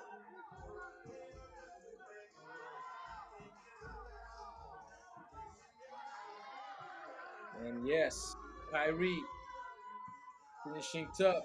And from what I'm seeing so far, you could potentially see those teams meet up again in the final. We'll see. Tough angle. Kyrie takes it all the way. The no look pass. It's a no look turnover. Great two-man action off the handoff at the elbow. Then Sain knocks down the midi. And it's a 1-point game. Morocco putting everybody on notice. We're coming back this year for another medal. 58 seconds on the game clock with the Maybe it's just going to be 1-point another color. for Team Egypt go for Morocco. Maybe.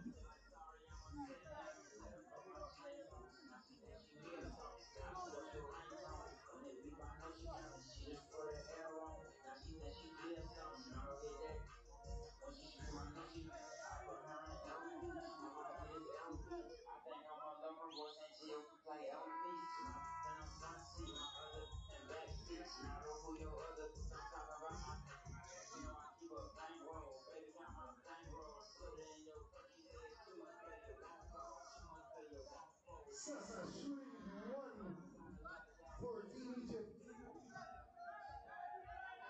There was a technical foul, a delay of game against Morocco.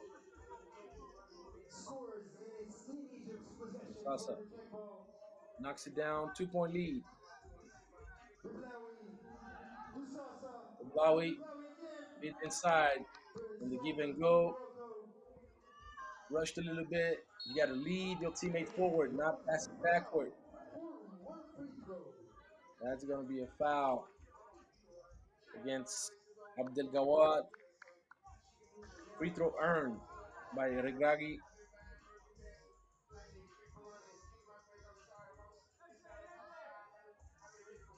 The Gagi scores 1 point Regragui for Team puts it Morocco. down. It's a 1-point game.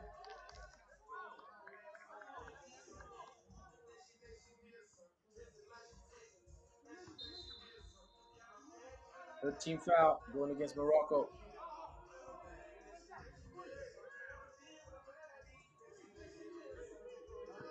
Awesome.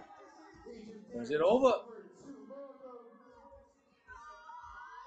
Benassin goes for Top of the two. key after dribbling a little bit too much.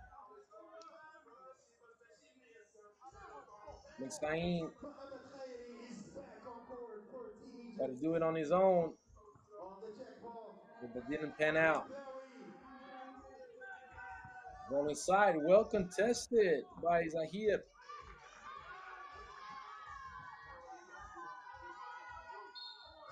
Yeah, Zahir throws the foul and will tries shoot very one. hard, and his hustle earned him a free throw. Physical matchup Hassan Zahir with from the free Bedlawi. throw line, shooting one.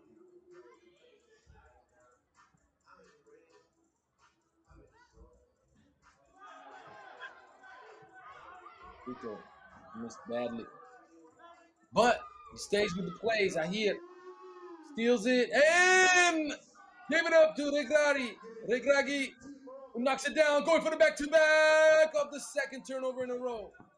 Just like that, the game can turn, change. Morocco And putting Egypt now on it is notice. so. It's Morocco's possession for the check Not going to ball. give you anything easy. Already 12-11 at the halfway point of this game. High scoring pace.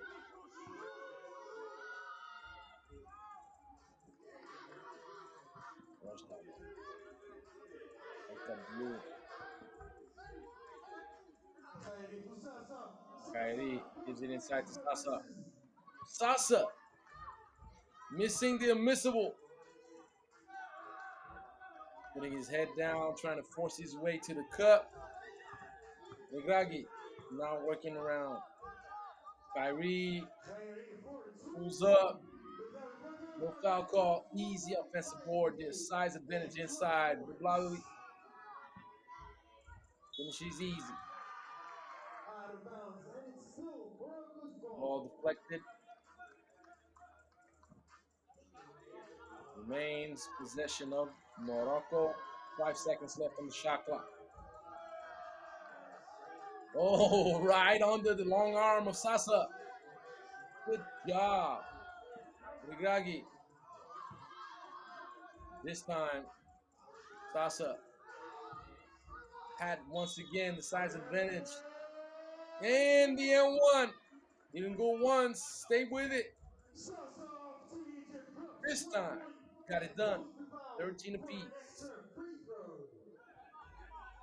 We're under 4 minutes, so it should be a TV timeout. Time for the second media timeout. There you go. You see, 2 minutes can and help the referee. 29 seconds remaining on the game clock for this game featuring teams Egypt and Morocco. Game is tied at 13 points. What it do, you don't ever appreciate. You give me attitude, I just might go cheat today. It's 2021, so I'm planning on either way. I done got my hands in house and got put my keys away. Take the bag to her back, get her back. Got so many jewels on the top, nuts. Too many video ads, the ads. I done let her down, I done let her down, ready to drop. What's your ETA? I ain't even eat today. I know some across the street selling for a cheaper day. Still gotta run it up like a big bag. I take these because they fake. Sasa of Team Egypt, shooting one. One free throw. Asa. Knocked it down in Egypt. Back up one. Such a difficult shot. What an arc. Fade away. Body control going over the long arm of Sasa. Hussein. But on the other hand, Kyrie is too good. Oh, those two teams going at each other. Beautiful finish. The hang time. Regragui. Jordan like. And boom. Fingertip dunk. But he got it done though. Couldn't match up with the size. Bublawi. Oh, this is a great game. Get going. Moving that ball, sidestepping, not enough elevation on that shot, but we're going to finish in 21, that's for sure. I don't believe the game is going to go all the way down to the 10-minute mark. Too strong. Omar Sasa, 2-point lead for Egypt. Turnover. Kyrie, fast break city, but no. The left-hand pass was not well adjusted. Oh, I would have passed it to the corner, to be honest. That was a wide open shot. Try to look ready. And that's going to be a shot on the 2-point dagger from Kyrie.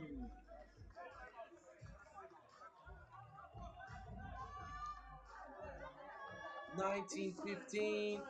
One free throw to 2 come. minutes and 40 seconds on the game clock with a 4-point lead to Team Egypt over Morocco. Game Team Egypt could is have gone either also way. 2 But in points the end, away from Egypt is going to winning this prevail game by potentially sudden death. with its size and the aggressiveness of Kyrie.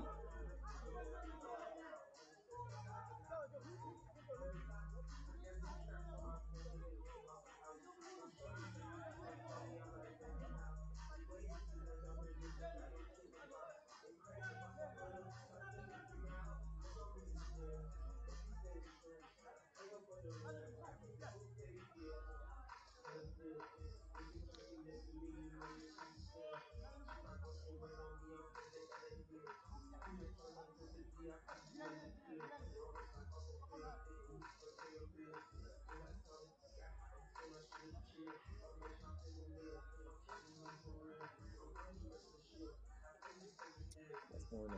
Where's the problem this time?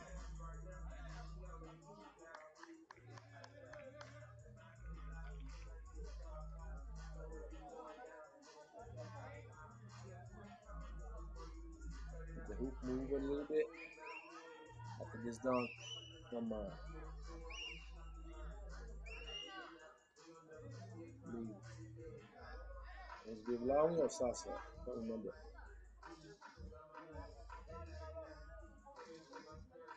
Yeah, Sasa. They kind of moved the hoop that shifted a little bit.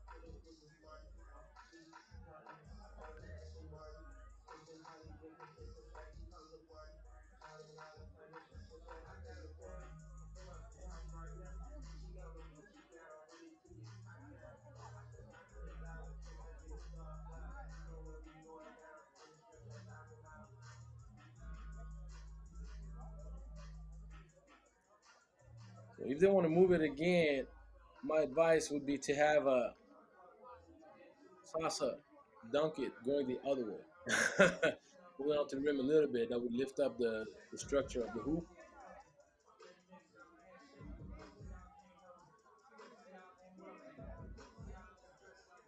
Not enough men to it'll be a tough task, I'll tell you this.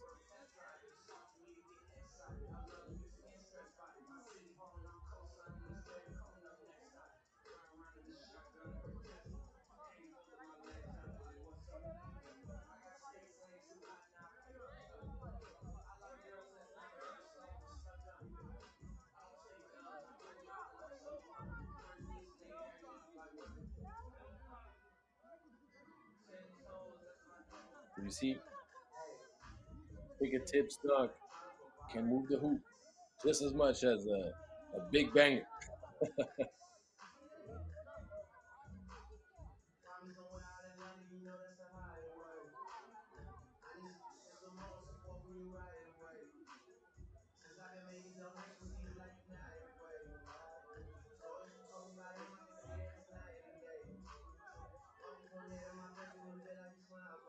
There you go.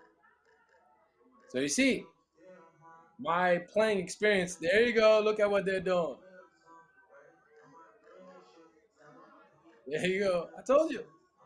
Have someone hang on the rim.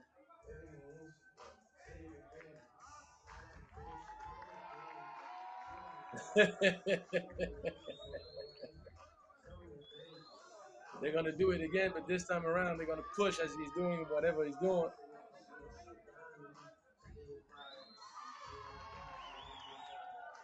They get it done.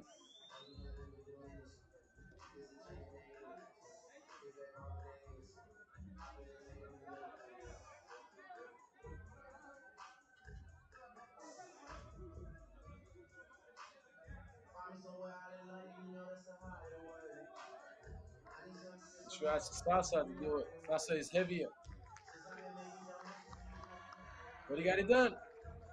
There you go. So you see, you thought I was kidding when I told you get someone to hang on the rim. I wasn't kidding. I've seen it. I've experienced it. I've witnessed it. You gotta believe me. So, 1915, Kyrie with one free throw to go. That could potentially put Egypt within 1 point of the ball game. Egypt is 2 points away from winning by 7, and now it's Kyrie only 1 point makes away. it. I don't think that the Blawi actually touched it. So, 2015 is going to have to shoot it. Play defense. Shot clock violation, and it's Egypt's possession for the On game. Kyrie in Egypt with the ball to finish this game.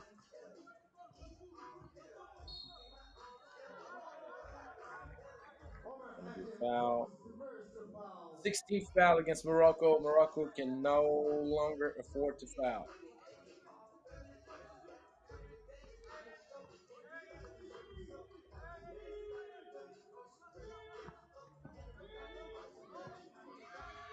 Going for it all the way to the cup, drawing the foul.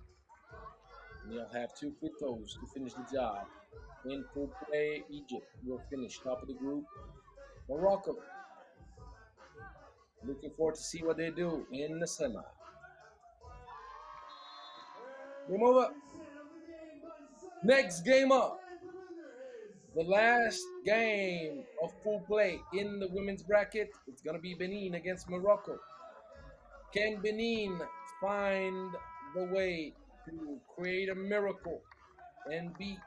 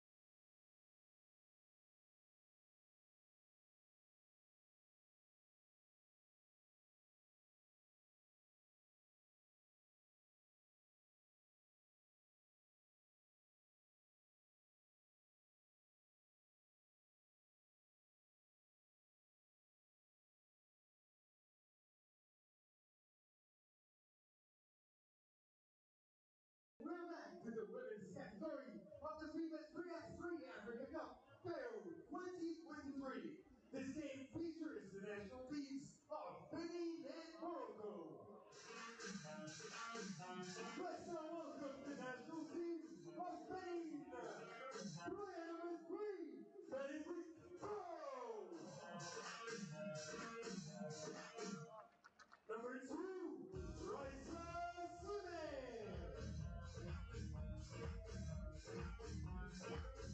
Number 4, Surfan Gama. And finally, number 1, Nalo Yasinat.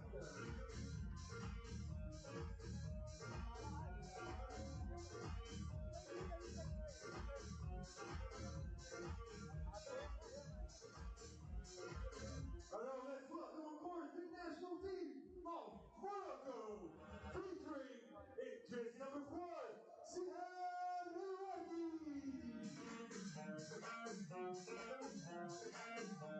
In jersey number 3, Omaima Christensen. Number 1, Aya Hikari. Last but not least, in jersey number 2, Fatima Lovely.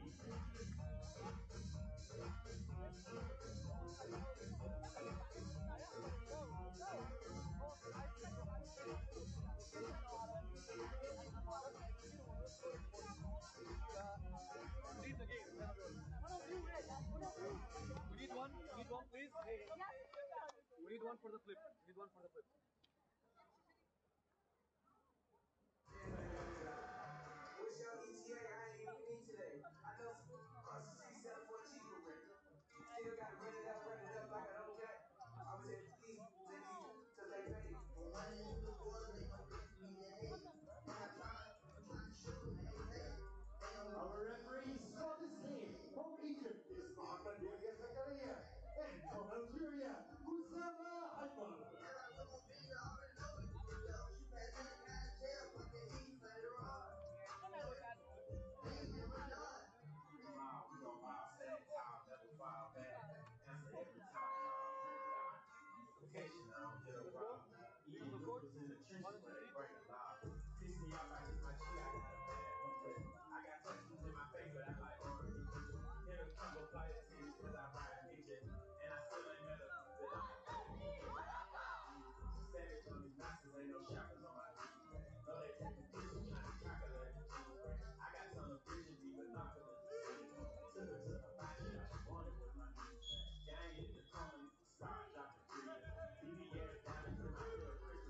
All right. Benin and Morocco. Morocco willing to finish undefeated and set itself up for a better matchup potentially in the semifinal against Algeria as they would finish top of the group. Obviously, Benin has very little hope left in this competition. First of all, they need to win, number one. Number two, they need to win, beating Morocco, scoring 22. I don't know about that. But I'm looking forward to see them try. Will Morocco keep up with the great display we've seen in their first game? Good take. Got to finish Christensen. This lady put on a shooting show, shooting clinic in the first game. Turns around. So I would say 1-1 ball in the center. Two layups blown, one apiece. One from Garba, the other one from Christensen. Ball not touch the hoop. And it's going to be a 12-second shot clock violation.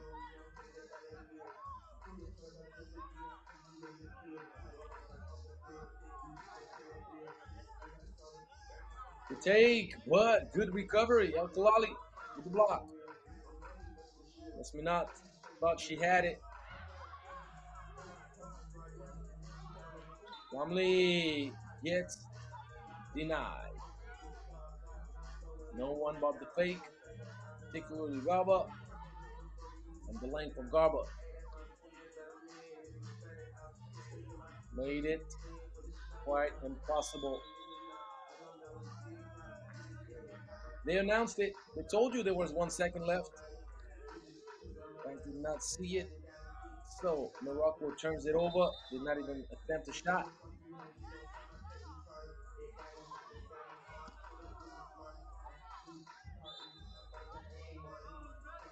Ball against Lamley. First team foul against Morocco.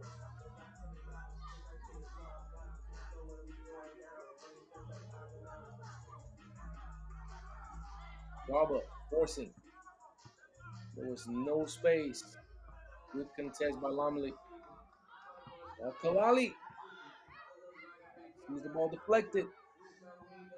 Good help side defense from Garba. Mid range. And the offensive board of the miss from Yasminat. It's going to be Zime with the first bucket.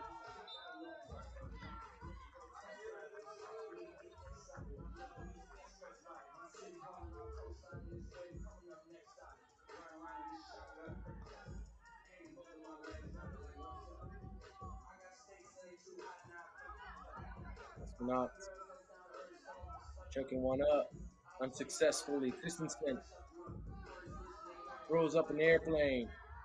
Kalali left alone. She's stepping on the line. That would have been a one. Yasminat blocked by Lamley.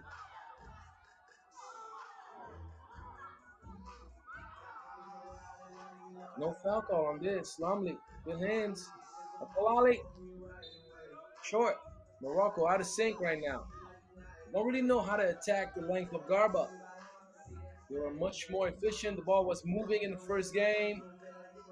They were collaborating, but right now they're out of sync. Still early, but they need to figure it out. For Benin, did not clear zone.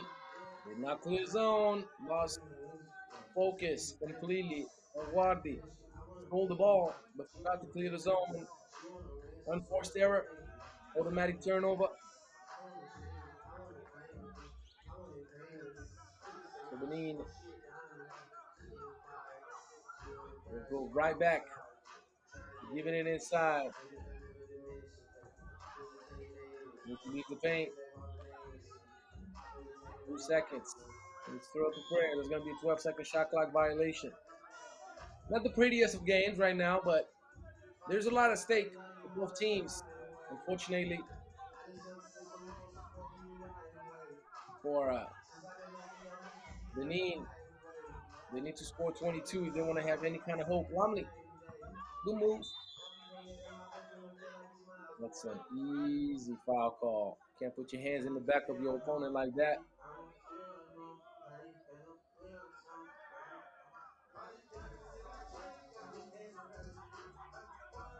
Raleigh using her hips, fronting, pushing out of the paint, and the block. El Kalali active, in and out. She had an extra pass on El Wadi. Morocco losing the recipe of what made them successful in the first game. And Benin goes 2-0. Unforced error. Once again, Morocco out of sync. TV timeout. An opportunity for Morocco to maybe put it together. But it's an opportunity for Benin to increase the lead. So it's not 1-1, it's 2-0, guys. Not 1-1, 2-0. Correct that.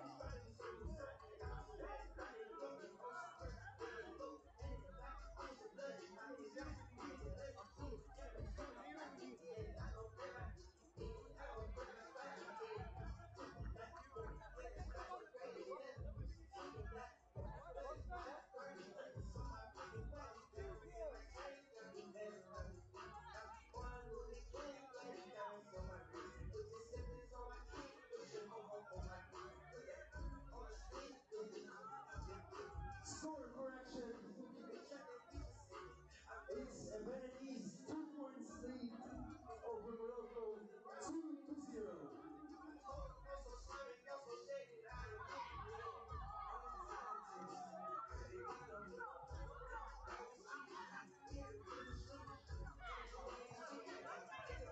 Missed defensive board. The ball did not touch the rim.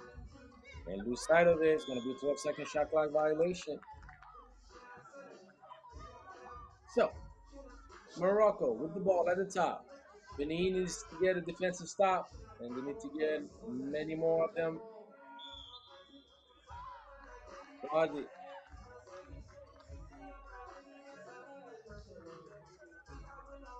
draws a foul, earns earns herself a free throw to put Morocco on the board.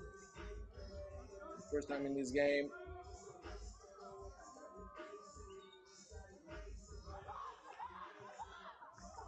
2-1. There you go.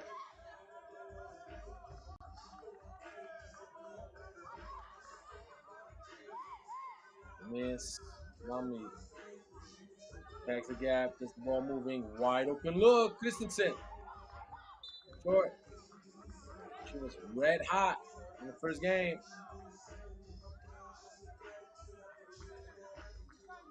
She can't reproduce what she's shown against Uganda so far in this game.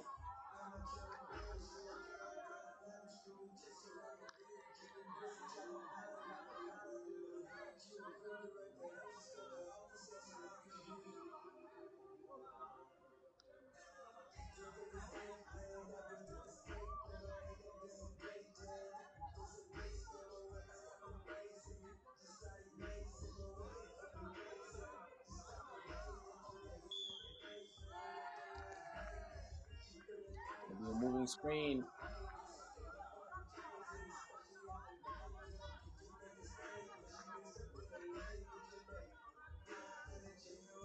Nice Hazime.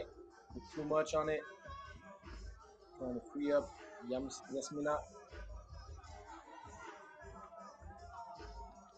Kalali speeding up and blowing completely the layup. It's a good take. Got to put the finishing touch on it. There you go. Driving, drawing.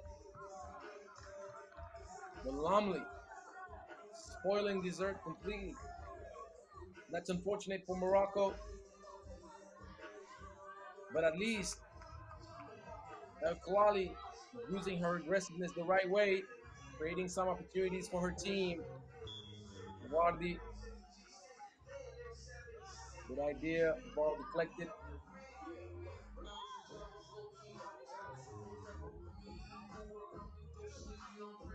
Timeout requested by Benin. A timeout charged to Team Benin.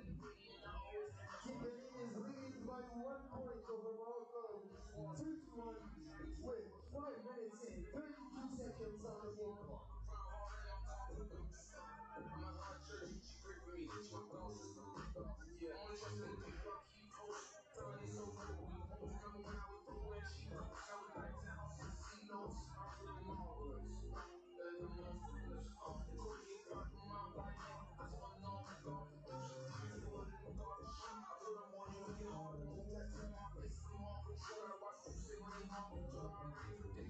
Right now, in the men's bracket, there's one ticket left to be given for the semifinal, and it's going to be next game, which will define it, which will give us the full bracket for the semifinal.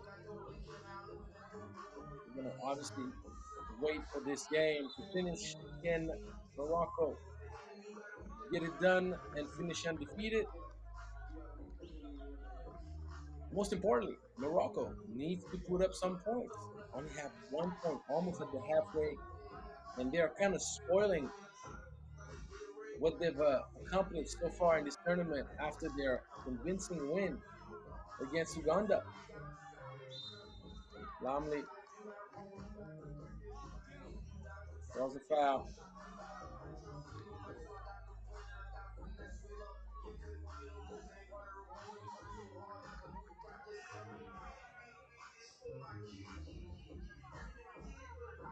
Fake handoff. Lamley gets blocked. Garba sends it right back to Casablanca. Garba breaks it. Ooh, Lamley pulls her shoulder.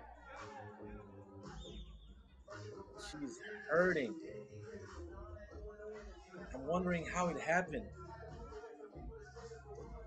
Kind of looked like her shoulder popped, but it's like, could we see the replay? Uh, it was like a contact, but she's in pain. She's in pain, so she probably separated her shoulder. You got to put it back in place, but it's very, very painful. And you can trust somebody who had his labrum torn.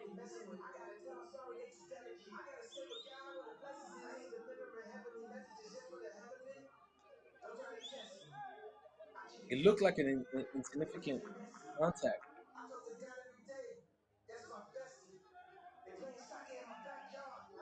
but if you have a kind of a weak shoulder in the sense of a fragile shoulder or a shoulder that you've hurt in the past, sometimes the slightest moves can like get you hurt.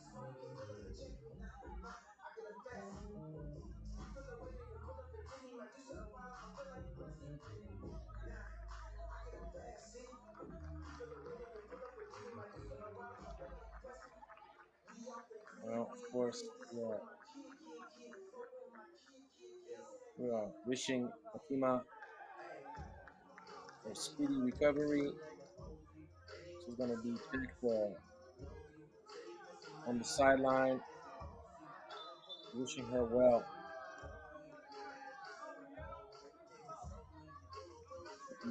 There's a foul, actually, offensive foul on the still position from Mufa Ugaba.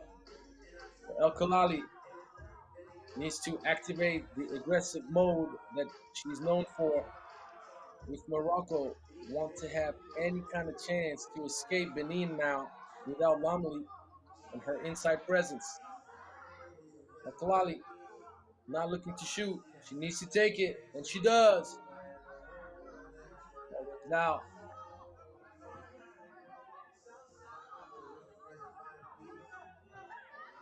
Kalali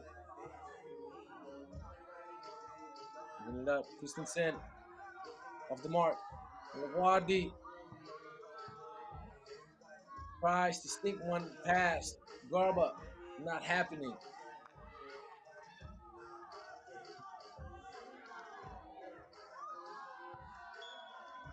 And El Kalali Great defense.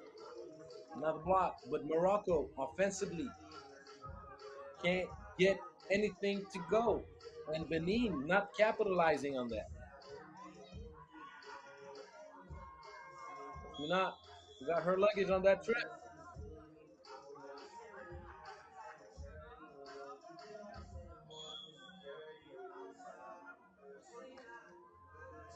Give me timeout. Second immediate timeout So with 3 let me minutes tell you and pretty much what needs to 57 happen. seconds on the game Benin clock. needs to get the ball moving, work around a little bit so that they can create a mismatch with favorable position for Garba. If they start up with Garba waiting and asking for the ball inside, obviously Morocco is going to adjust defensively and make life impossible for Garba to operate in the middle. But if you move around a little bit and force the defense to respect you, especially if you have the drives and things like that, maybe you can, after a while, find a way to lob it up or get the ball to a flashing Garba after some kind of movement. The other side from Morocco, Garba stays in the paint. There are many opportunities for outside shooting, and they need to get the ball moving. They haven't done that successfully at all in this game. Besides maybe the 2, 3 opportunities created by El Khalali. So Morocco needs to go back to what made them successful in the first game. We'll see. We got less than 4 minutes to find out who will win this game first and who will finish top of the group second. Kalali and one. Kalali heard me.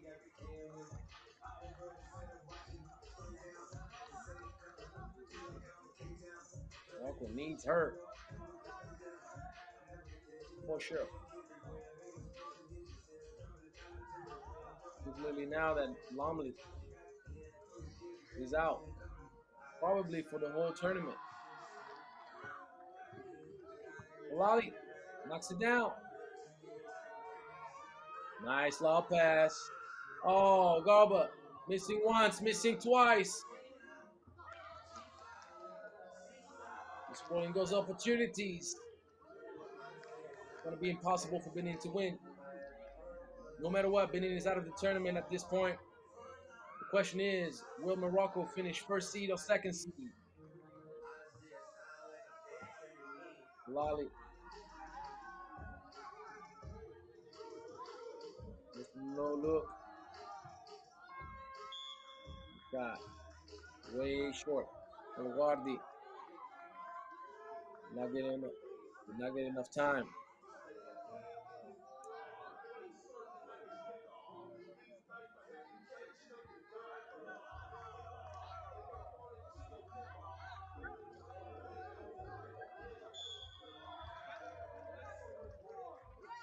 Jump ball, which means the ball is given to the defense. Morocco recovers. For those that did not know, reminder, in case of a jump ball situation, the ball is given to the defense systematically. Ooh, reverse layup. Too much English on the ball. Yasmina breaks it, and Morocco recovers possession of it. Give the ball to El Khalali. She'll do something with it. El Khalali, Euro stepping, finishing left. Beautiful.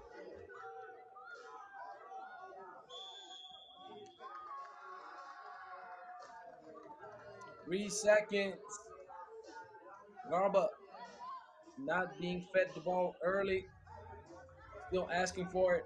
Staying too long in the paint. The intensity of El Khalali, the difference maker for Morocco late in this game, both offensively and defensively. Christensen, not a bad shot.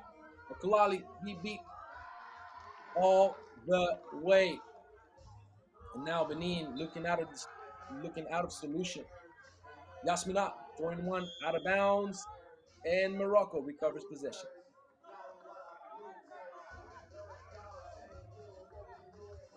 Second media timeout with 2 minutes and 15 seconds on the game clock. And this time it's Morocco who's leading the game by 3 points over Benin, 5-2.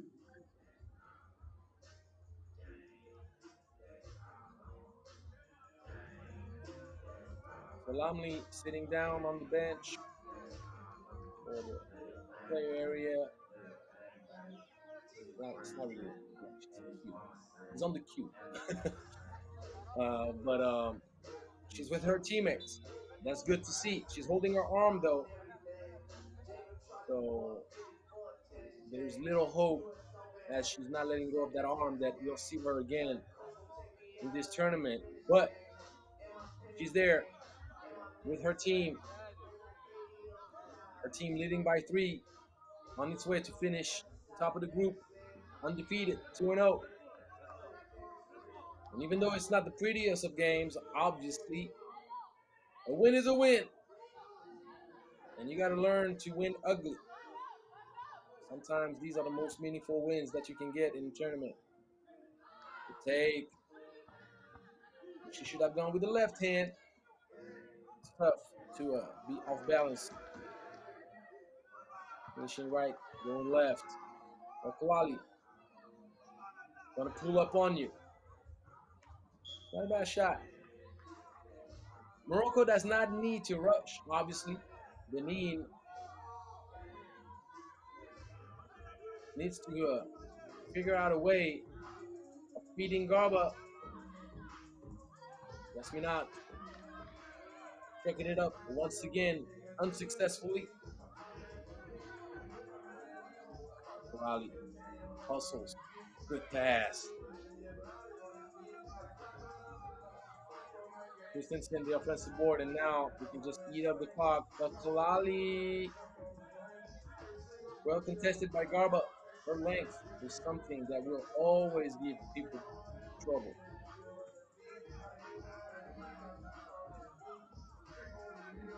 Kalali, Euro stepping again. She's going to crash into the wall. Musconat will keep on trying.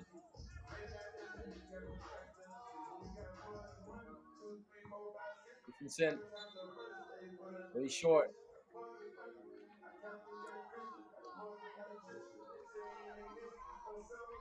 One thing. Oh, Lamley's back in the game. Hold on. What's going on, girl?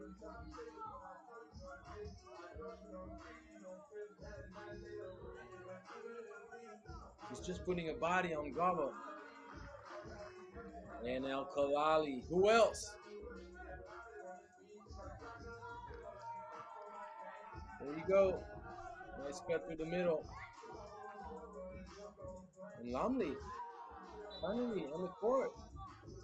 So was it more like a big scare? She got very scared that she hurt herself, but figured out that, hey, maybe it's just a little stretch of the joint. I'm all right. And if Morocco wants to go far in this tournament, they're definitely going to need Lamley. She's a very important piece of this team. And Kalali blocks it.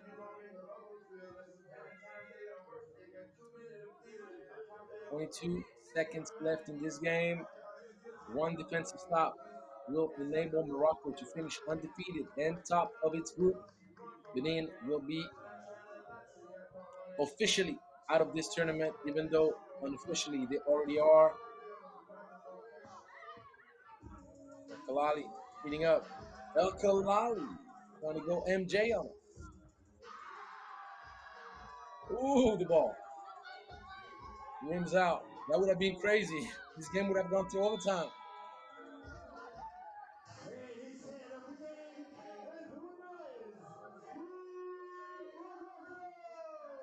Morocco wins against Benin 6-4 and will finish top of the group. Joining the semifinal party, Benin did a bit better this game, knowing that Morocco dominated.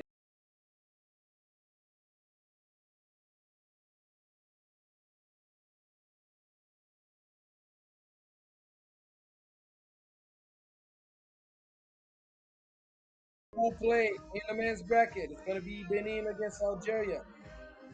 Whoever wins takes the prize, which is the qualification in the semifinal First game of of the men's the U17 category, the Africa Cup preliminary round champ, U17 2023 in Cairo. featuring the national Coming right teams up. of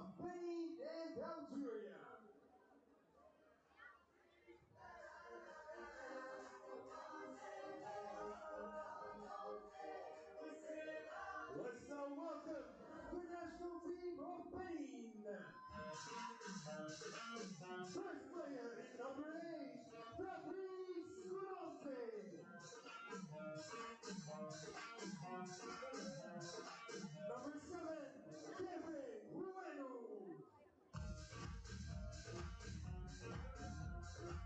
In jersey number 6, Amangale Rudo.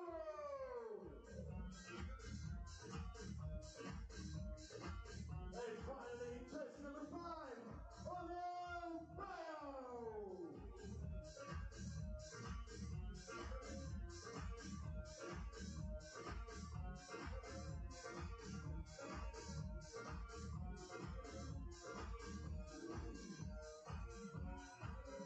And let's now welcome the national team of Algeria. Featuring in number 4, Yassine Ahmed. Number 10, Farouk Belassar. Number 3, Ali Belkhorshia.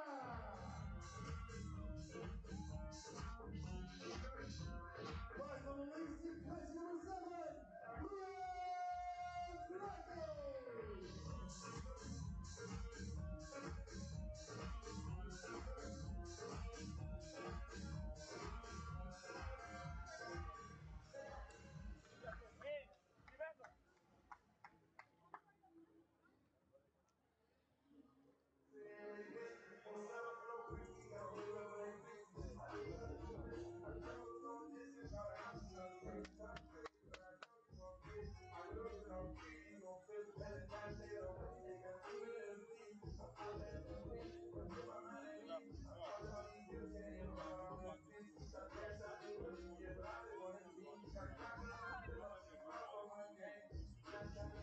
Our referees for this game are from Morocco, Asma Ben Khadra, and the Egyptian Nadia El Adnawi.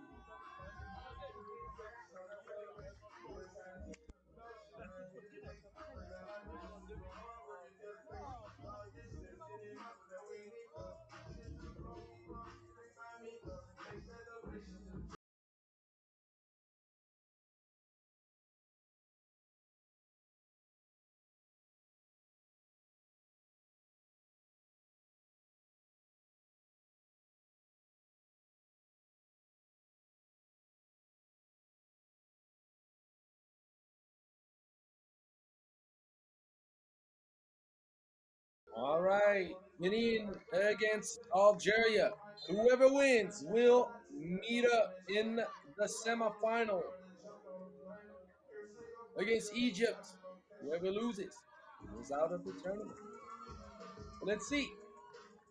Obviously, a lot of energy in the first possession.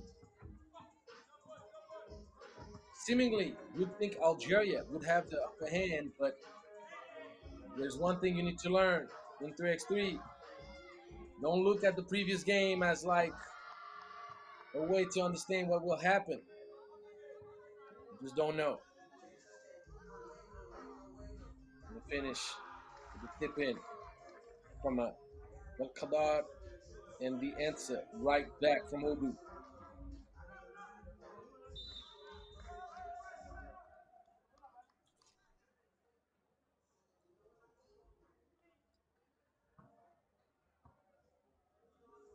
Okay, top of the key, handoff and shooting.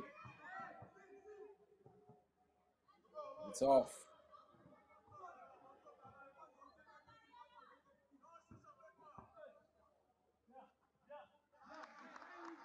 Take. Better finish. Farouk Ben Khadar gives Algeria the lead 2-1. Shot way Really flat. Too flat. No chance to go in. Corner. Bang. Bang. Big bucket. Belcochia giving Algeria a 3-point lead early. Oh, they're going. They're trying to put this game away as fast as they can. You know you're going to have to face outside shooting when you play against Algeria.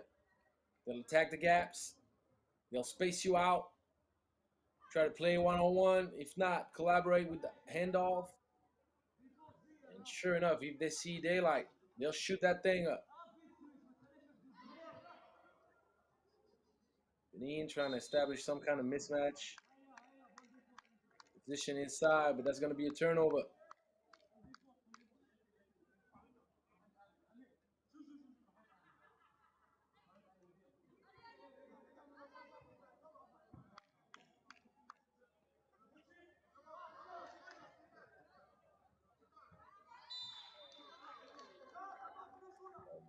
Another turnover. Unless that ball was deflected, which seems to be the case. Belcochia. Hang time. Switching hands. Finishing. But the transition defense not focused. Could have paid it. Luckily for Algeria, none of that.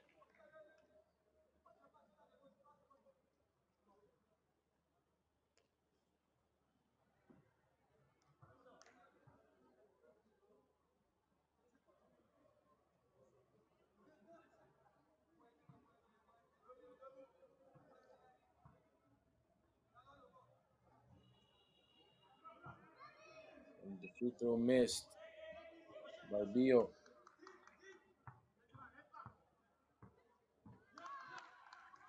Nice move. Got him shook when you spoil dessert like that. Oh, the finish was as ugly as the move was pretty. Makeb, can't do that, buddy.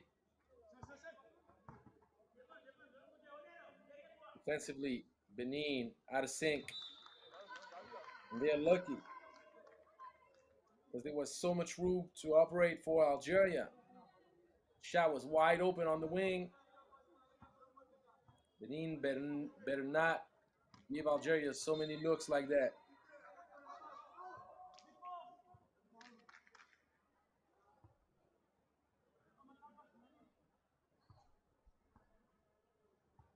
And the turnover. See you later, alligator. Medusa.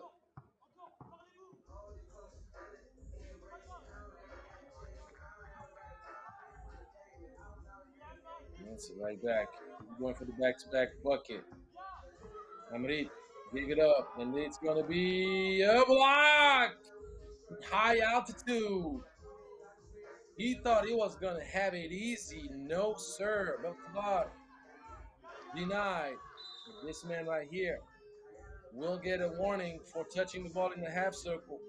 First warning for Team Can't do Algeria. that after your bucket. Better let the ball go. McKip Within the center semicircle. will learn the hard way if Algeria gets called for a technical foul Benin's possession. at the next violation. Algeria is leading by 5 points Driving and kicking. over Benin. Benin scores. Good move. It's a Narrows good the take. gap to 4 points. Ronan Bio.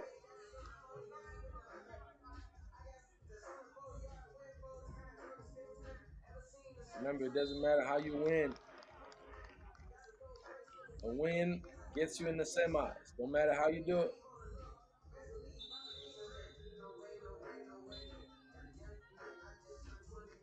First media timeout with 6 minutes and 12 seconds on the game clock. And a 4 points lead for Team Algeria over Benin.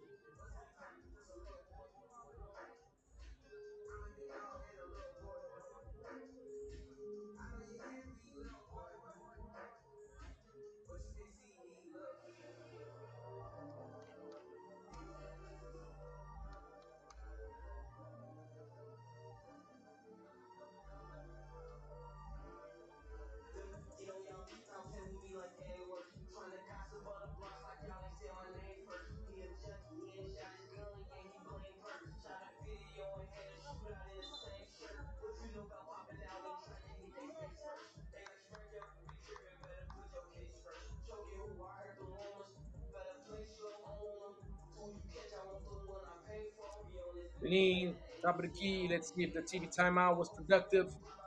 Then to come up with something interesting. Flash right through the middle.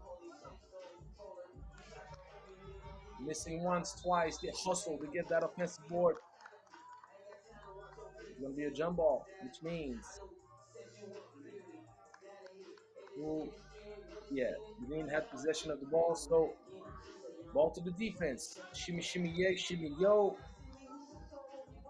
And the ball gets blocked. Gonna be no. Fabrice Gunungbe does not let the McCabe go all the way to the cup. But if you don't communicate defensively, you're gonna give open looks, and then you play on close-out defense, wide open.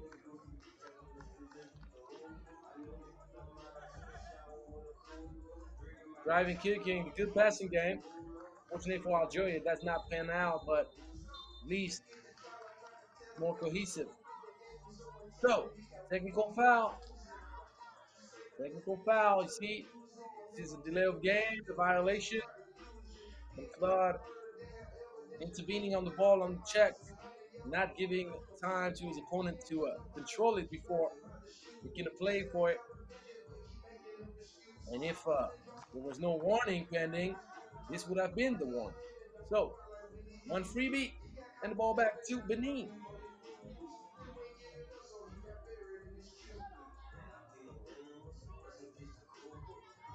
A nice back door cut. Ball did not get controlled. Oh, great recovery. Okay, saved the day for Algeria.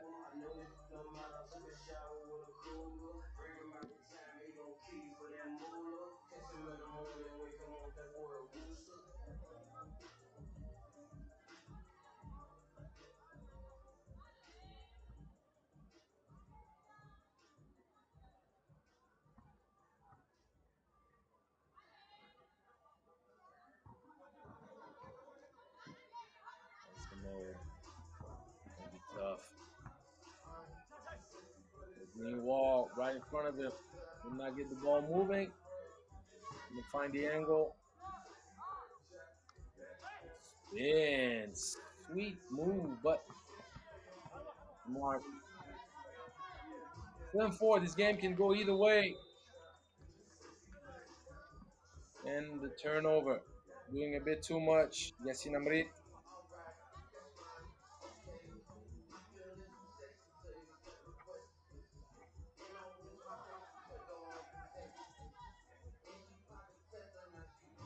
Left alone. And there's a push in the back. Farouk Kalkabat will be the fourth team foul against Algeria.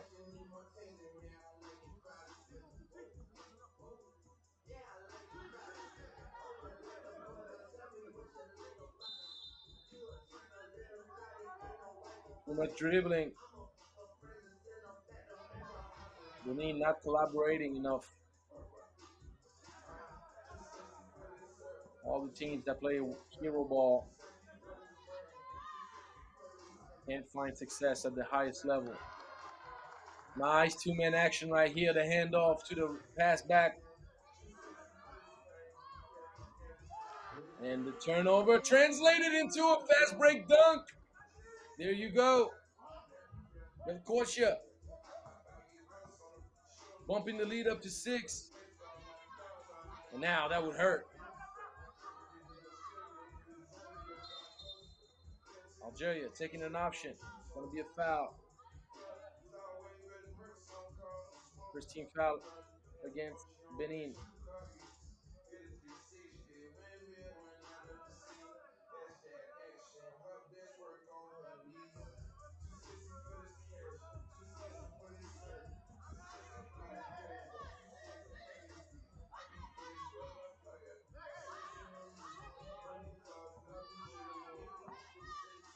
Ball intercepted. Belkosia. Pass, extra pass. This is how you play basketball.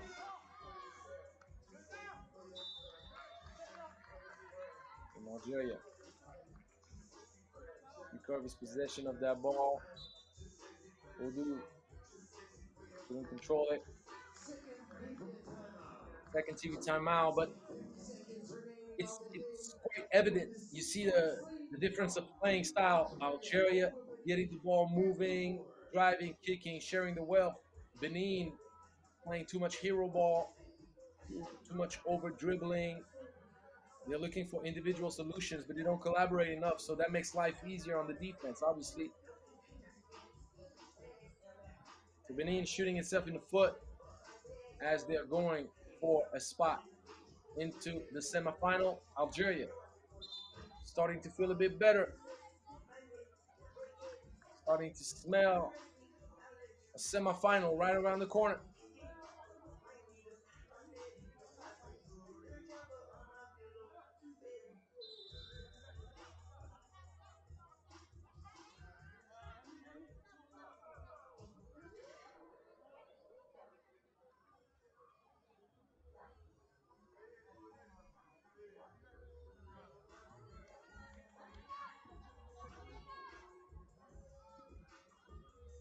Playing super spread, super wide, giving the whole court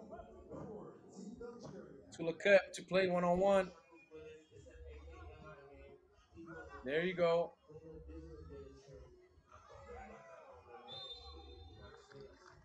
That's the first offensive possession in a long time, if not the whole game, that Benin got the ball moving, which created gaps, enabling them to attack off closeouts and stuff. Good look. Let him knock it down. Oh, yes. Change of pace, but met up there. Oh, the block. Qadar, once again, denied at the top.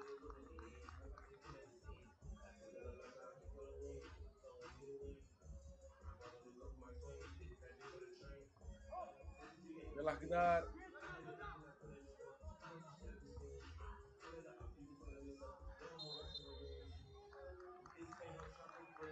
too much dribbling. The defense by Algeria. I'm kind of catching myself. Did I say Qadar? No, it's Qadar. That's what you do when you go too fast. Backdoor City. See you later. The dunk. Well executed. No culture. The thing is, Algeria is putting you to sleep doing handoffs all day, every day, and when you're preparing to switch off another yet handoff, they surprise you with the back door. Timeout for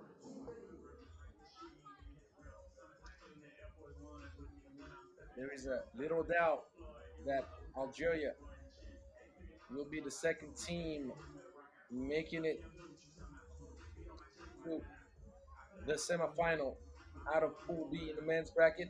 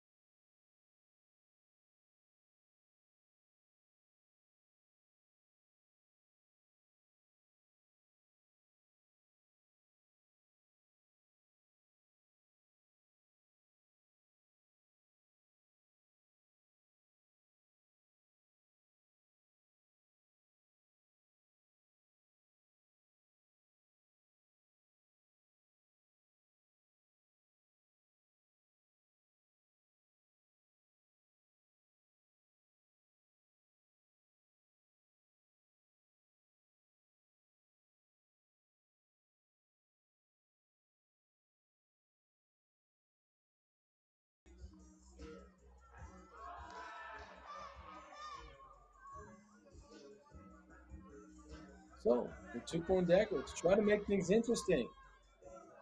But yes, oh, it's like I've been denied twice. I want to dunk this thing down so that we stop with the nonsense. And Melakdad, high altitude, gets fouled.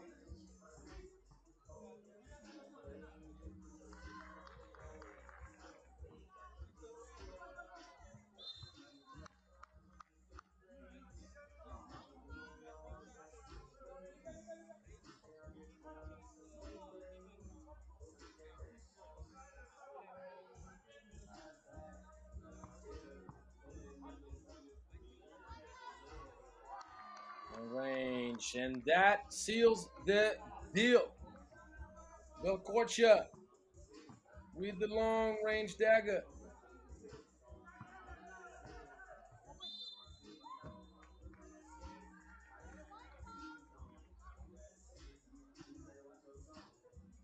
45 seconds left.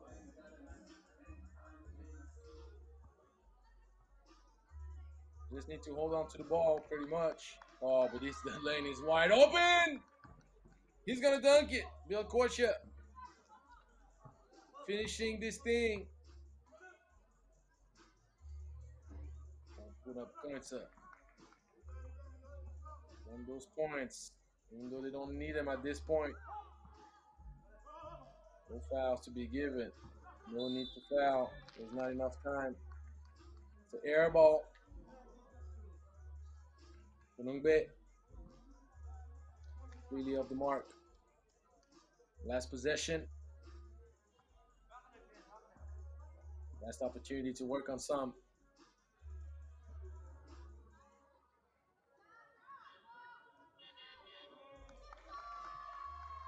They give and go. Seal the deal.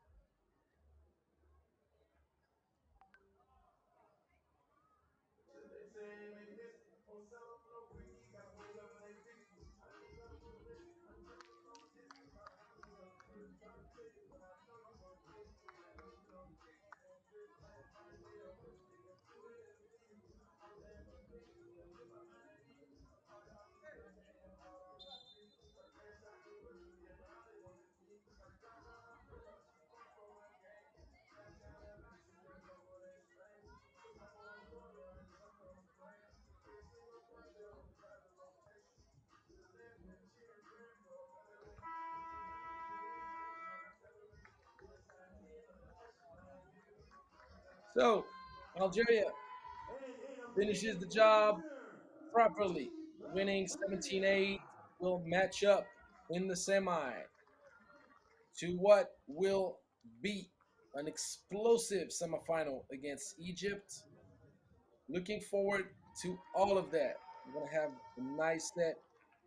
We're gonna have a short break at this moment, right on the 10 minutes, I believe. We're gonna change YouTube event. So join us after this short break for the knockout round. That's what you've been waiting for. You can say, admit it.